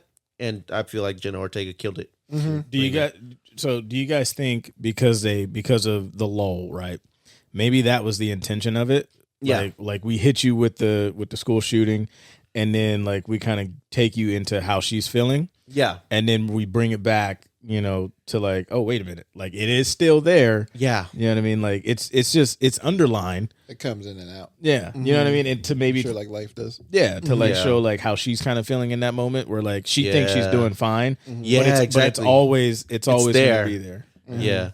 The biggest part for me was like, the difference in The Mask and The Fallout is in The Mask is like a peaceful, very happy ending. For this one, it's almost like very like it's almost sad ending because she's been dealing with it for a long time. It's like, this is your life now. Like you think she's like at peace, right? Because at the end she's like smiling, like it almost looks like she's back to life, right?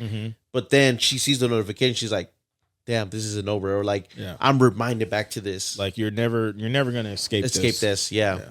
And again, happy and maybe not so happy. But that's the harsh reality. What do you give it? Both of them. I give mid-peak to both. Okay. Yeah. Nice. For sure. Well, so now the only person that have seen Barbenheimer, baby. Barbenheimer. I'm a Barbie girl in a Barbie world. No, I'm a Barbie girl in a Heimer world. Heimer world. I'm a Barbie blown up. Boom, boom. So Alec had the privilege of Barbenheimer Day. Oh yes. Me and Jonathan haven't seen these films yet, but we will. No, we will. We gotta. What? I said we gotta. Oh yes. Obligata. So Alec, which one would you like to start about? with? Let's start with the first part of the Barbenheimer title. I guess Barbie. that makes sense. Yeah, because I saw that first. That makes sense. There you go. Even more sense. Hold on, before we start, I wanted to ask which one were you more excited for?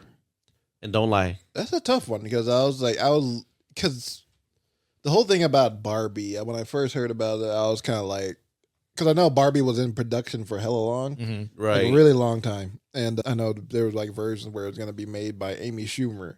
Thank God we didn't get that. Oh God, no, thank you. And then there's going to be one with Anne Hathaway. I was kind of like, oh, okay, interesting. I can see it. Yeah, maybe it'd probably be generic, but I'm not saying Anne Hathaway is generic, but I'm sure. Okay. Disrespected Princess Diaries. I like Anne Hathaway a lot, but I'm just like, I'm sure the version they were gonna make with her was gonna be a little bit less creative than what we got. And then, then I heard that it was gonna be taken up by Greta Gerwig. I was kind of like, okay, great director, I really like her. And then they said, oh, it's being co-written by her, I believe it's her partner, Noah Baumbach, the man who had directed and written Marriage Story, and like other dramas and stuff like that that I really love. I'm just like, oh shit, okay. It just got serious. This is like Academy Award team right here. It's like Barbie just got real. Yeah, and then, oh, and then, no pun intended.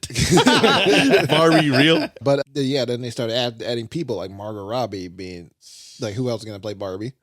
And then like Ryan Gosling, Will Ferrell, Michael Cera, and America Ferrera had been all that. A big all-star cast basically. I was kind of okay. This is, and then everybody saying the plot is like really good. I was kind of like, I'm very intrigued by this. And then Oppenheimer, of course, Nolan. Like, it's like One it's like word, the second, Nolan. second Nolan's making something. Every fan of film is excited to see what he's gonna do. Right. And and then he's making the Robert Oppenheimer biopic. And he's gonna film it with 70mm IMAX cameras, and it stars Cillian Murphy, even another all-star cast: Cillian Murphy, Robert Downey Jr., Matt Damon, Emily Blunt. Like it was like, and you just see people coming in. Florence and out. Pugh. Like Florence Pugh. Like you just see people coming in and out of the movie. Like you're like, oh, it's him, it's her. Oh shit, I know that guy. Yeah, like they're just doing that throughout. Just the Leo gif. Yeah, oh shit. Oh shit. Like, I saw people doing that. It's like, oh shit. sorry. Yeah. It's them in black and white. So I might give it the slight edge with a Barbie. Oh, yeah. Because with Nolan With movie, the hype? I feel like the hype, because I feel like with a Nolan movie, I feel like I know what I'm going to get, but with Barbie, I'm kind of like, You're still what is this mystery box here? That's right. happening? Yeah. So I was more intrigued to see that. So I saw that first. But and because like every showing of the 70mm IMAX was pretty much sold out, and I had one seat. It was like towards the bottom. Not really like, it wasn't like in the very front. It was like the third row. It was like the front before you get to the bottom row. Like it was still a pretty good seat. Like, Yeah. I still saw everything really well. Okay. So I was fine. How's that neck feeling though? My neck was fine. I mean, they had regular recliner seats there. Oh, so okay, I was okay. fine. He's like, my neck game is strong. My neck. He's like, my neck game is solid over here. Don't worry about me, Jonathan. But nah. So yeah, I come to watch Barbie. I see everybody wearing pink outfits. There's like pink popcorn out there, and there's like a big Barbie Pink box. popcorn? Pink popcorn. Oh, Yeah, they went God. full out for this bitch. And they had like, Barbie, like what you call them, popcorn like cans. And shit like that. You can put your popcorn in popcorn tubs, I should say. Yeah. And you put your big old B, it's like all Barbie decked out. Barbie bitches. You see Oppenheimer's edgy ass in the corner. Hi, we're here. Boom. But no, yeah, very dark. But yeah, I come in, and the theater's pretty packed. And there's like other screenings been going on throughout the day, so it's like a packed day overall in general. And the movie starts. And I watched the whole movie, and I came out really, really liking it. I think it's a really great movie. Wow. Like honestly, like I think it's really good. And, Wow. And I was very surprised by the amount of creativity and the amount of like jokes about society in general, and like Barbie against the toy Barbie itself. Because like if it's one of those things where it's like, if you love Barbie, you're gonna love this movie. You hate Barbie, you're gonna love this movie. Right. So Yeah. was it right? Huh? So was it right? Yeah. Wow. They didn't lie. Yeah. And yeah, there's like criticisms of Barbie, but there's also a lot of love for the character, for the toy of Barbie. Okay. And basically, not to spoil it, but this is the basic premise of it. Like Margot Robbie plays Barbie, and she's known as the stereotypical Barbie. She is the standard Barbie. She's the blonde white woman that you see. She's the blonde Barbie, the standard Barbie. And she lives in her dream house. And there's other Barbies. And there's other Barbies of different races and colors and genders and sizes. And you see them in their dream houses, and they're living a happy life. While the Kens, you don't know where the fuck they live. The Kens just operate wherever they just go around. They don't even have their own houses. They're homeless. they just exist. They're beach bums. That's literally what they are. They just exist because Ken is just an accessory for Barbie. Yeah. So they don't really get shit. Yeah. And Ken played by one of the Kens, the main Ken played by Ryan Gosling. His job is beach. See, Jonathan, his job is beach. He just stands at the beach. He doesn't know how to swim. He doesn't know how to surf. He doesn't know how to do jack shit. His job is just beach. He stands there. Just beach. God, that's good. Yeah, really that is good. Yeah, then there's like other Kens. They're all just simps for Barbie. He had to get Ryan Gosling Barbie is like hoping to God that the Margot Robbie Barbie just notices him. Yeah. It is so funny. This movie's really funny, by the way. Like I was cracking up. So Ryan Gosling did his thing. He was good? Ryan Gosling understood. I think Ryan to go ahead a little bit. I think Ryan Gosling will get nominated for this movie for an Oscar. I'm not even joking. He played the best simp ever. He was amazing. He was so fucking funny. You can tell every scene he's committed as fuck. He's fucking there. He is Ken. He became Ken. He has Kenergy out the ass. Energy. He is Knuff for the Oscars. I think he might. There might be a chance he might win. It's too early to tell. Holy shit! Wow. But he might. He is so good in this movie. People. He saw Oppenheimer the same night. And listen to Oppenheimer. Listen to what he is saying about fucking Barbie. He's going in. That Ryan Gosling. He's analyzing. This is just the surface stuff. He too. may win the fucking Oscar for best fucking actor. He definitely going to be nominated. He might win. Who knows? But yeah, Barbie basically goes through an existential crisis. It starts off with her wondering, hey, it's just like having a dance party and everything. Everybody's happy. It's like, hey, y'all ever thought about dying?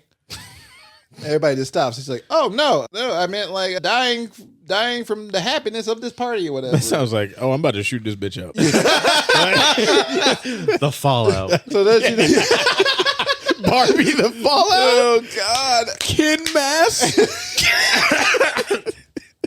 oh my God, that'd be hilarious. But then Barbie the next day, like her whole routine's fucked up. She's wondering what's going on with her, like her feet are flat. Eat her flat. And then she goes on a journey of self-discovery, basically, throughout the whole movie. And like light spoiler, but Barbie discovers that the world hates women, and Ken discovers the patriarchy.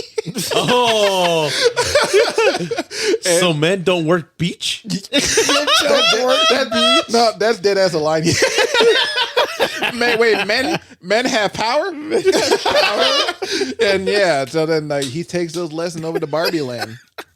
And yeah, that's basically the movie. It's basically wow, I love it. It's a lot deeper than you would expect. I love it. It's basically a movie about existential crisis, about finding yourself and your individuality, and just like learning how to be like, hey, the shitty things are gonna happen in life, and that's okay. Wow. And you just gotta go with it. Just go with the flow, and yeah, you're gonna be fine in the end.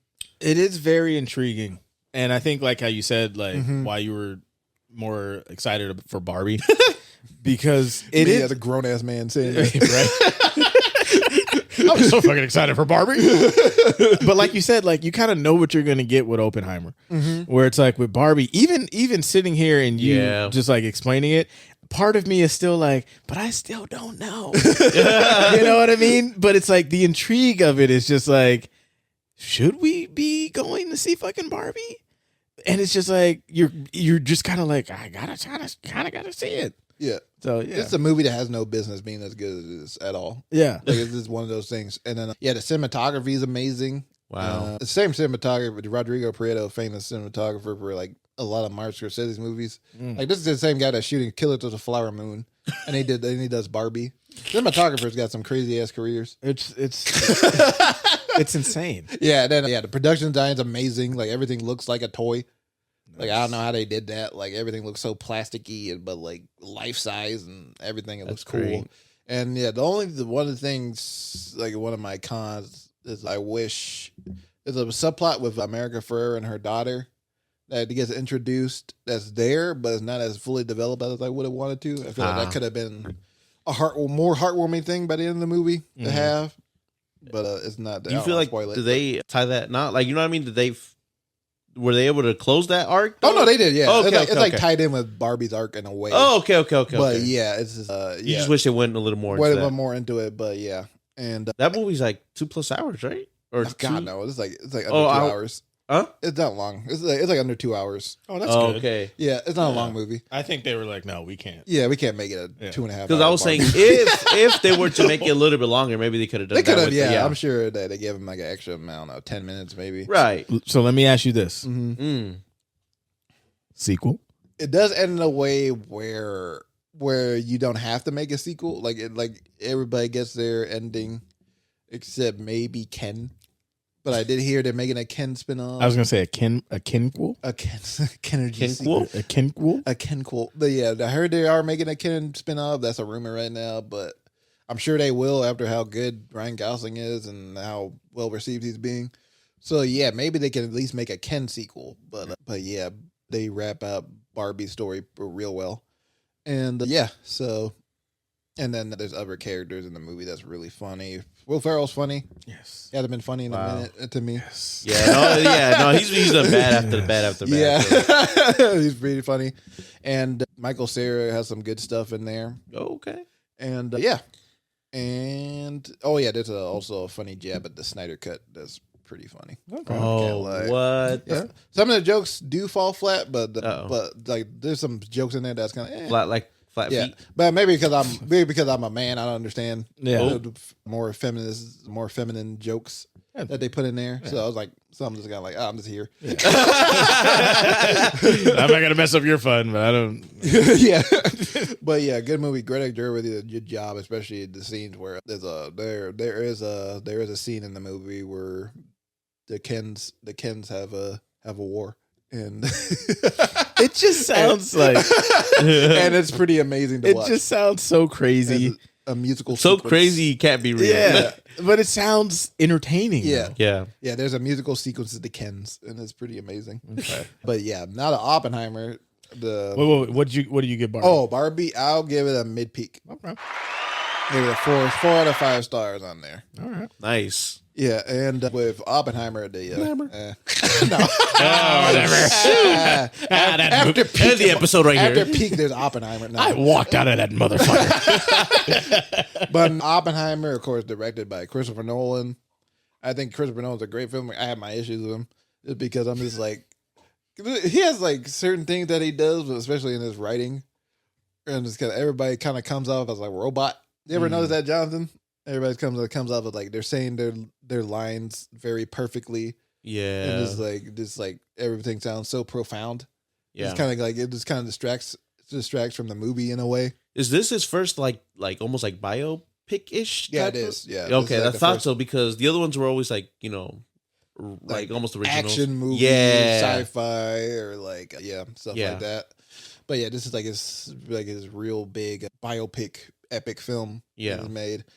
But yeah, I still like Nolan as he's a great filmmaker. He puts so much into the technical aspects of his films, you can't help but admire it. Right. But the thing, it stars Cillian Murphy as Oppenheimer, who I like a lot. I've always liked him, and he's usually been like a supporting actor in a lot of Nolan's films. Yeah. And this is like his first big lead role in a film, and he knocked it out of the park. I think he's a shoe-in for best actor right now. I think he's the front runner To win? Huh? To win? for the Oscars. Yeah. Yeah, for the best actor. No, Oh, okay. yeah, I think he'll be a front runner for that. For sure. Jamal's like, what? Well, no, I was just. Oh fuck! Oh no. I was just making sure because you were saying Gosling has a shot. Oh wait. But is Yeah, Gosling so- as supporting or is he lead as supporting. well? He'd be Okay. supporting. Oh, okay. So that then, makes yeah, sense. That Gosling makes sense. and Killian can still win. Yeah. Jamal. Yeah. Oh yeah. Oh, that's where I was confused. Oh yeah. Yeah. My bad. But yeah, this story just depicts the story of J. Robert Oppenheimer, Right. the man that was the lead on the atom bomb, the Manhattan Project. Mm-hmm. He's the guy that created the bomb that decimated places like Hiroshima and Nagasaki. Yeah, it's like here we are, Americans, Yeah, just praising this movie. but it's also a critique on America in a lot of ways.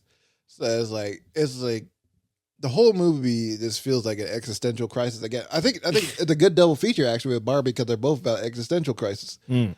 And you really see this man like go through it. Like you see him, the conception of the bomb to the aftermath of it, and you can just tell he just fucked up. Yeah. Like he's just like staring blankly into shit and just like thinking of like all the damage he has done to all those people in Japan. And just like, and not even just that, just like the creation of the bomb itself just feels like way, way too powerful for like a person to have control of.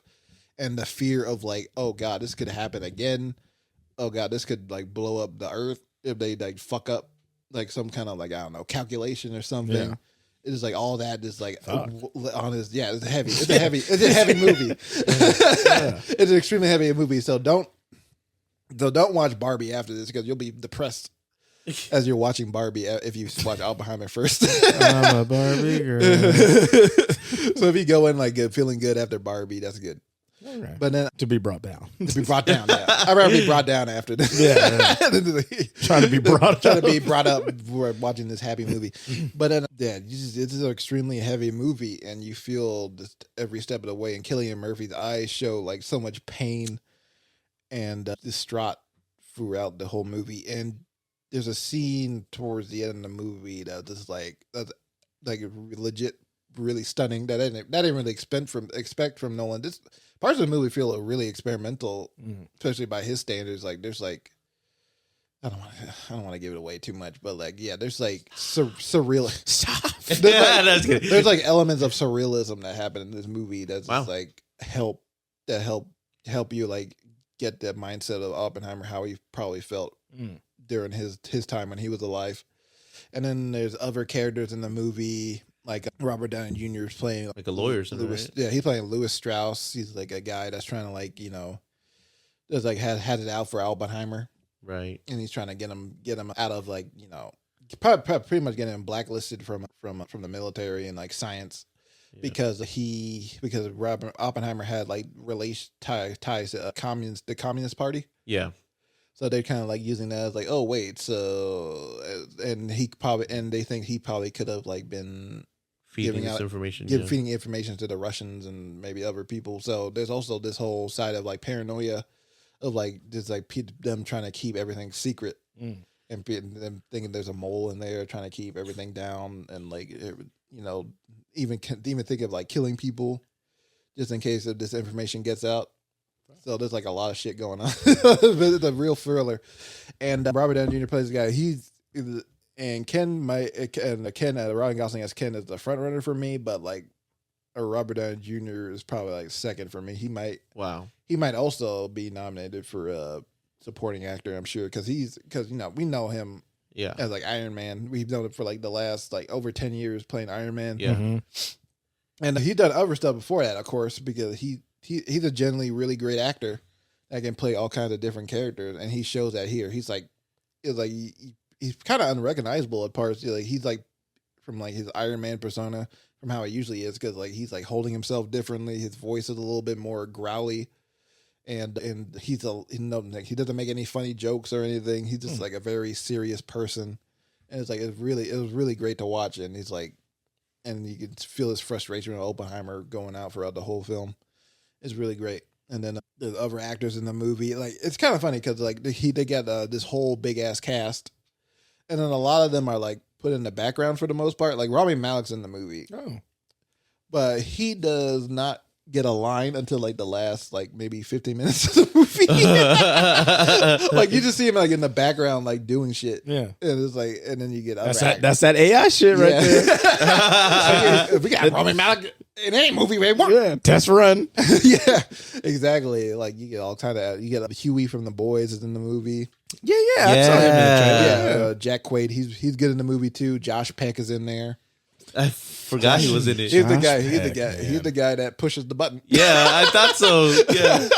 Josh fucking Peck is over here destroying shit. Drake Winston.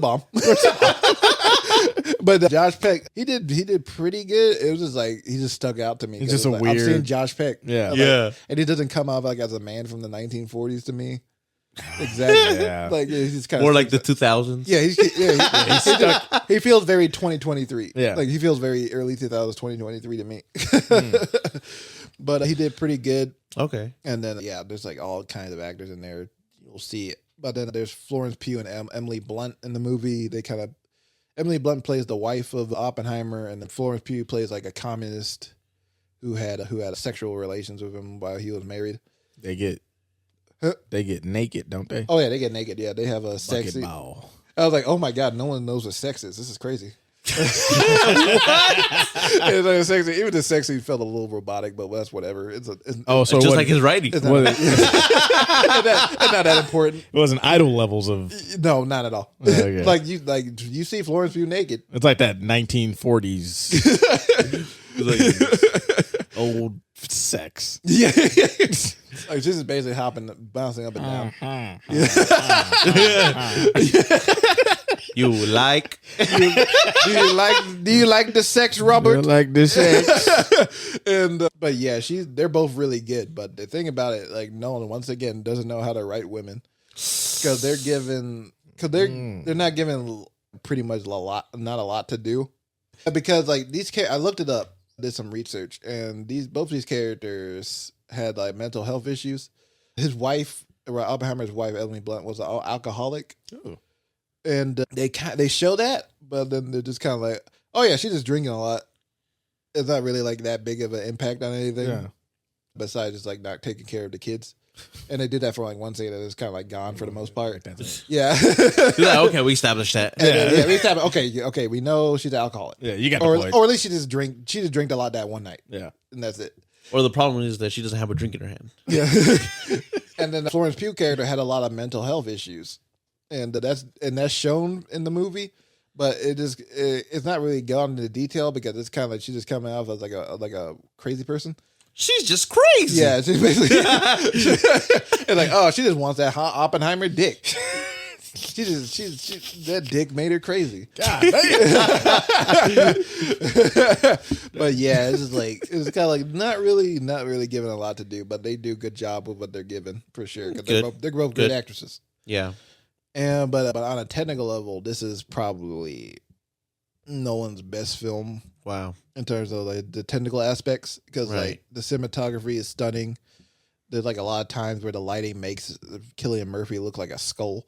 Oh, because the way his face is shaped, he has an interesting face. Yeah. And there's certain ways where he's coming in and out of light. It was kind of like, oh shit, he looks like a fucking skeleton. it was like Clint Eastwood. Which I'm sure is on purpose. Yeah.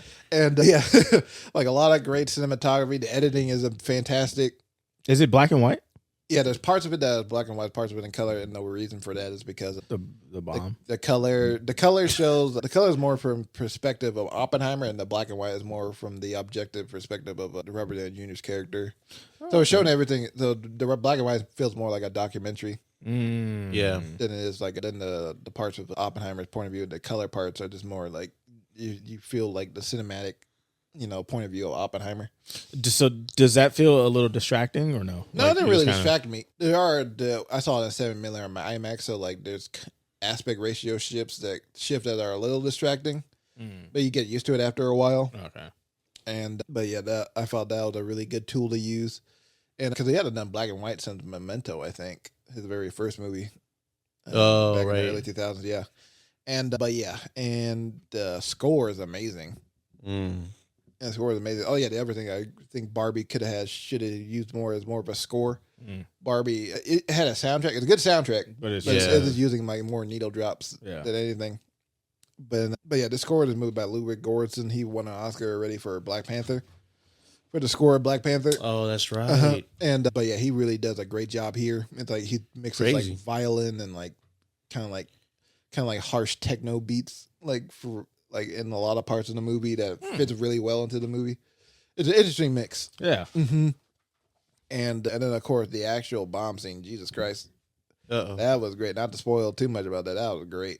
Okay. Wow. The way that's portrayed is great. Okay. And the reason why 70mm film was necessary. is necessary for sure, because there's only like certain parts of the country that show, in the world I should say, that show the full film projection of 7mm film, and there's only two in the Bay Area, like Dublin and San Francisco. Yeah, the Metreon. So I saw that at the Dublin theater, and that was a really great experience. Like the entire fucking screen is filled, like you see, like the entire screen is like filled with the whole image of the bomb. Yeah, the image of the bomb, and the bomb and like people's faces. Like you're really into that shit. Yeah, and then it's projected on film, so you see kind of like the hairs of the film reels and stuff. It felt very like old school. Like it puts you in that. Yeah. Okay. So yeah, you can definitely see why. So yeah, I definitely recommend seeing it on 70mm film as soon as you can. Probably not this weekend because it's all sold out. But like, I'm sure when you hear this the weekend we drop this episode, you'll be able to have more of a space to see it, right, with seats. Okay. But yeah, highly recommend it. So don't see it in regular IMAX. No, you got to fucking 70mm film if you can, of course. But yeah, overall, really great movie. Only cons I have for it is it takes a bit for you to like get yourself situated in the movie because it kind of just like throws you into it. Yeah. At the beginning, but after like the first 15 minutes, you're like okay, you're kind of like feeling, you kind of like get it what's going on. Okay. And then the other thing, the female characters I said already, and I think the last 40 minutes could have been edited down a bit because I think it could have been a good 160-minute movie or something like that. Like maybe cut off some stuff. That could have tightened it because it kind of gets repetitive towards the end. But like overall, still great though. Nice. I give it a peak as well. Okay. I think I give it 4.5. Yeah, 4.5 out of 5. Nice. On Letterboxd. So, question for you then, and I probably already know the answer, just based off of your scores. But between Mission Impossible, Barbie, and Oppenheimer, rank them.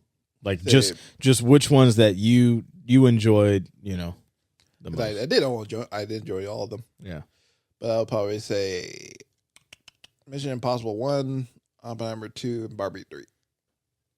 But it's not like a slide on it. Oh no, it's not like what the fuck this movie. No, I definitely like all the levels of goodness in this movie. Just a good month so far for cinema. I was gonna say, like I said, I completely forgot about Mission Impossible. Yeah, but then hearing you talk about it, I'm like, damn, okay, that sounds pretty good. And then we knew these two were just heavenly fucking heavy promoted. Yeah. And Oppenheimer seems like it's just going to be good. Like there's no chance that it can't be good. Barbie is the wild card where it's like you don't know what you're gonna get, and I think that's kind of the advantage. Yeah, and the excitement of it like you're getting a blockbuster. With those two, but it's like with Barbie, you're like this could either be really good or it could be really bad. Yeah, exactly. So. But yeah, I feel like both these movies will show up at the Oscars. That's what all three of them, I should say. That's what I wanted to ask. You think Oppenheimer best film, like nomination, best picture? Picture? Definitely. Well, I think even Barbie could make it in there. Wow, I think so. So that's 2 potentially. Yeah, and we still haven't even got Killers of the Flower Moon. Right. Yeah, hopefully that comes out this year. I don't know how fucking the strike goes. Yeah, that's true too. But I think somebody say Oppenheimer are gonna get all the technical nominations for sure. I think it could get screenplay too, best adapted screenplay. Barbie, I think Barbie gonna get best adapted screenplay too. So yeah, I think they're all gonna show up real well at the Oscars. So next year, I should say. Do you think it's the front runner so far? Which one? Oppenheimer for best picture. For best picture, yeah. So if What's the Name does come out, Killers of the Flower Moon. Do you think that has a shot? Because to me, that seems like that might be the next kind of big one. Yeah, I think to kind of compete with it. And I'm sure there's going to be some that come out that are smaller films and that'll get the hype going. But if I'm looking at it, just thinking about it, right. Killers of the Flower Moon is probably the next one that may be able to kind of compete with it. Yeah, exactly. Yeah, I think definitely for sure. The Scorsese film stars DiCaprio and De Niro, like a 3-hour epic Western crime drama. So yeah, definitely gonna get nominated for sure for multiple things. All right, so even if it's like an okay film, it's still gonna get. So seems like we're gonna have a showdown here. Yeah, no kidding. But yeah, just hearing your reviews on it definitely makes me want to see them for sure. Yeah, because I think at least for couple months I was just kind of like there's really nothing too crazy that I want to go see. So I was waiting for Oppenheimer and Barbie. So and I might sneak in a little Mission Impossible now. Yeah. Hell yeah. Men. Fucking men shit. We are Kens. Fucking Barbie, bitch. But yeah. So Alec. Yes. You now, sir, are in control of what movie we are going to be watching. Yeah. So maybe make sure you guys haven't seen this one yet. I'm just gonna check a letterbox real quick. So while he does that, Mm-hmm. if you're listening to this, today is Friday, Barbenheimer Day. That's such a word. Yeah. But tomorrow we are planning to shoot something. We don't have an idea of what. Tomorrow, the 22nd, and the 23rd, I believe. Mm-hmm. Yes. So we're going to be shooting something. Yes, sir. We're doing something. We're gonna do it off the cuff if Yeah, we we have don't- to. we don't know what. We have concepts, of course. But something will be shot Yeah. tomorrow, not humans. But okay, Film. it'll be fun.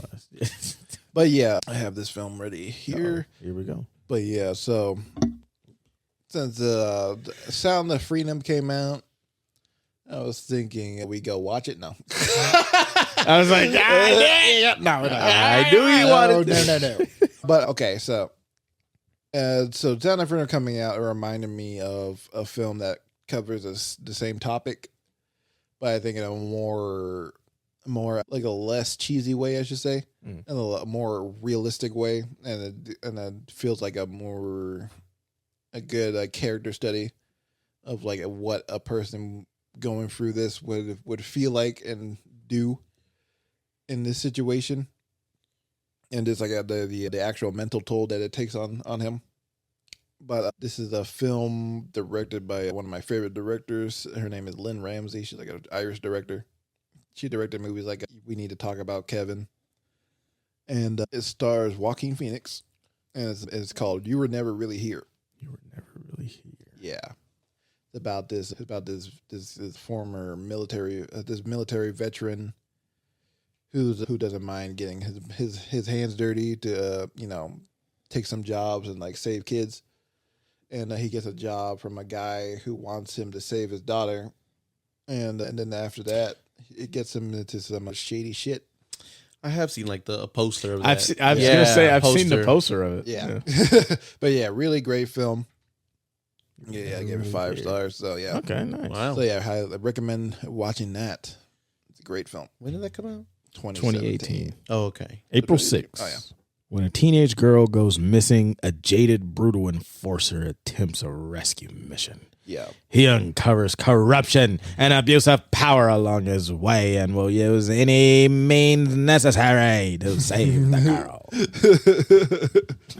This makes it sound like a big L action movie. It's not. So don't think it's going to be like Taken or some shit. Okay, good. So I'll read it as, when a teenage girl goes missing, a jaded, brutal enforcer attempts a rescue mission. Right. He uncovers corruption and abuse of power along his way and will use any means necessary to save the white girl. Save this white woman. Save her all.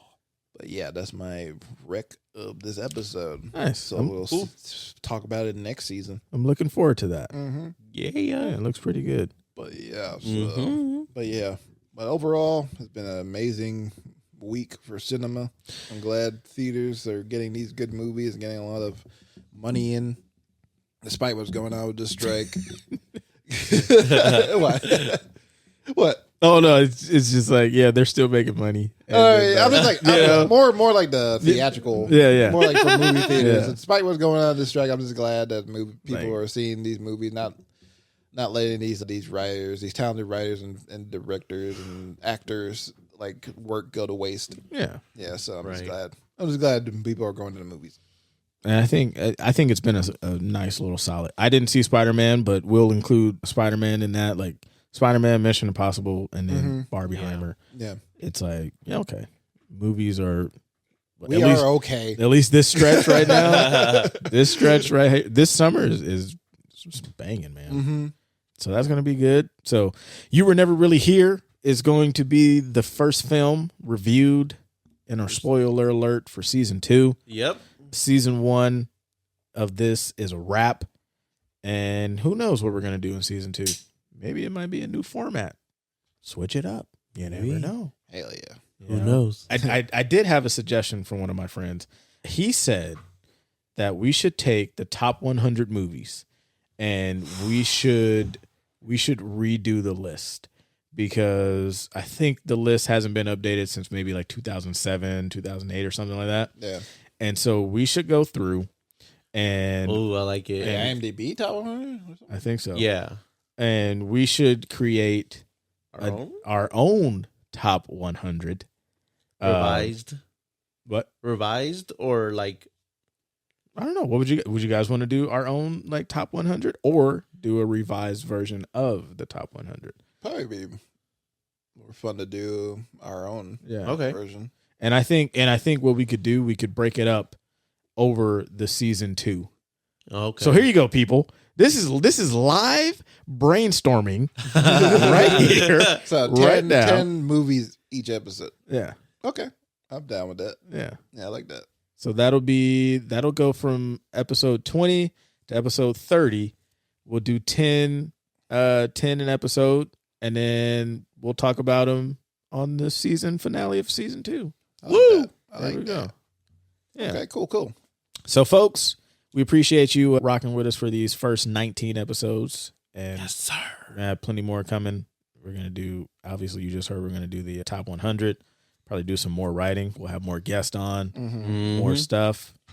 And I do want to start reviewing like some short films too. Like a short of the week. I like that too. You know, give a little shout out to some short films, people who, and maybe we can get them on too. That'd be kind of dope. That'd be great. Yeah. Yeah. That'd be really cool. So it was fun. What time are we at, Jonathan? How long is this one? We're at 3 hours and 31 minutes. Well, it'll be cut down. Yeah. Yeah. A lot of stuff to get. There's a lot of shit that was said today that we probably shouldn't have said. Yeah. But folks, we appreciate you, and we will be back with the next one. Thank you. Goodbye. See you next season. Happy Barbenheimer.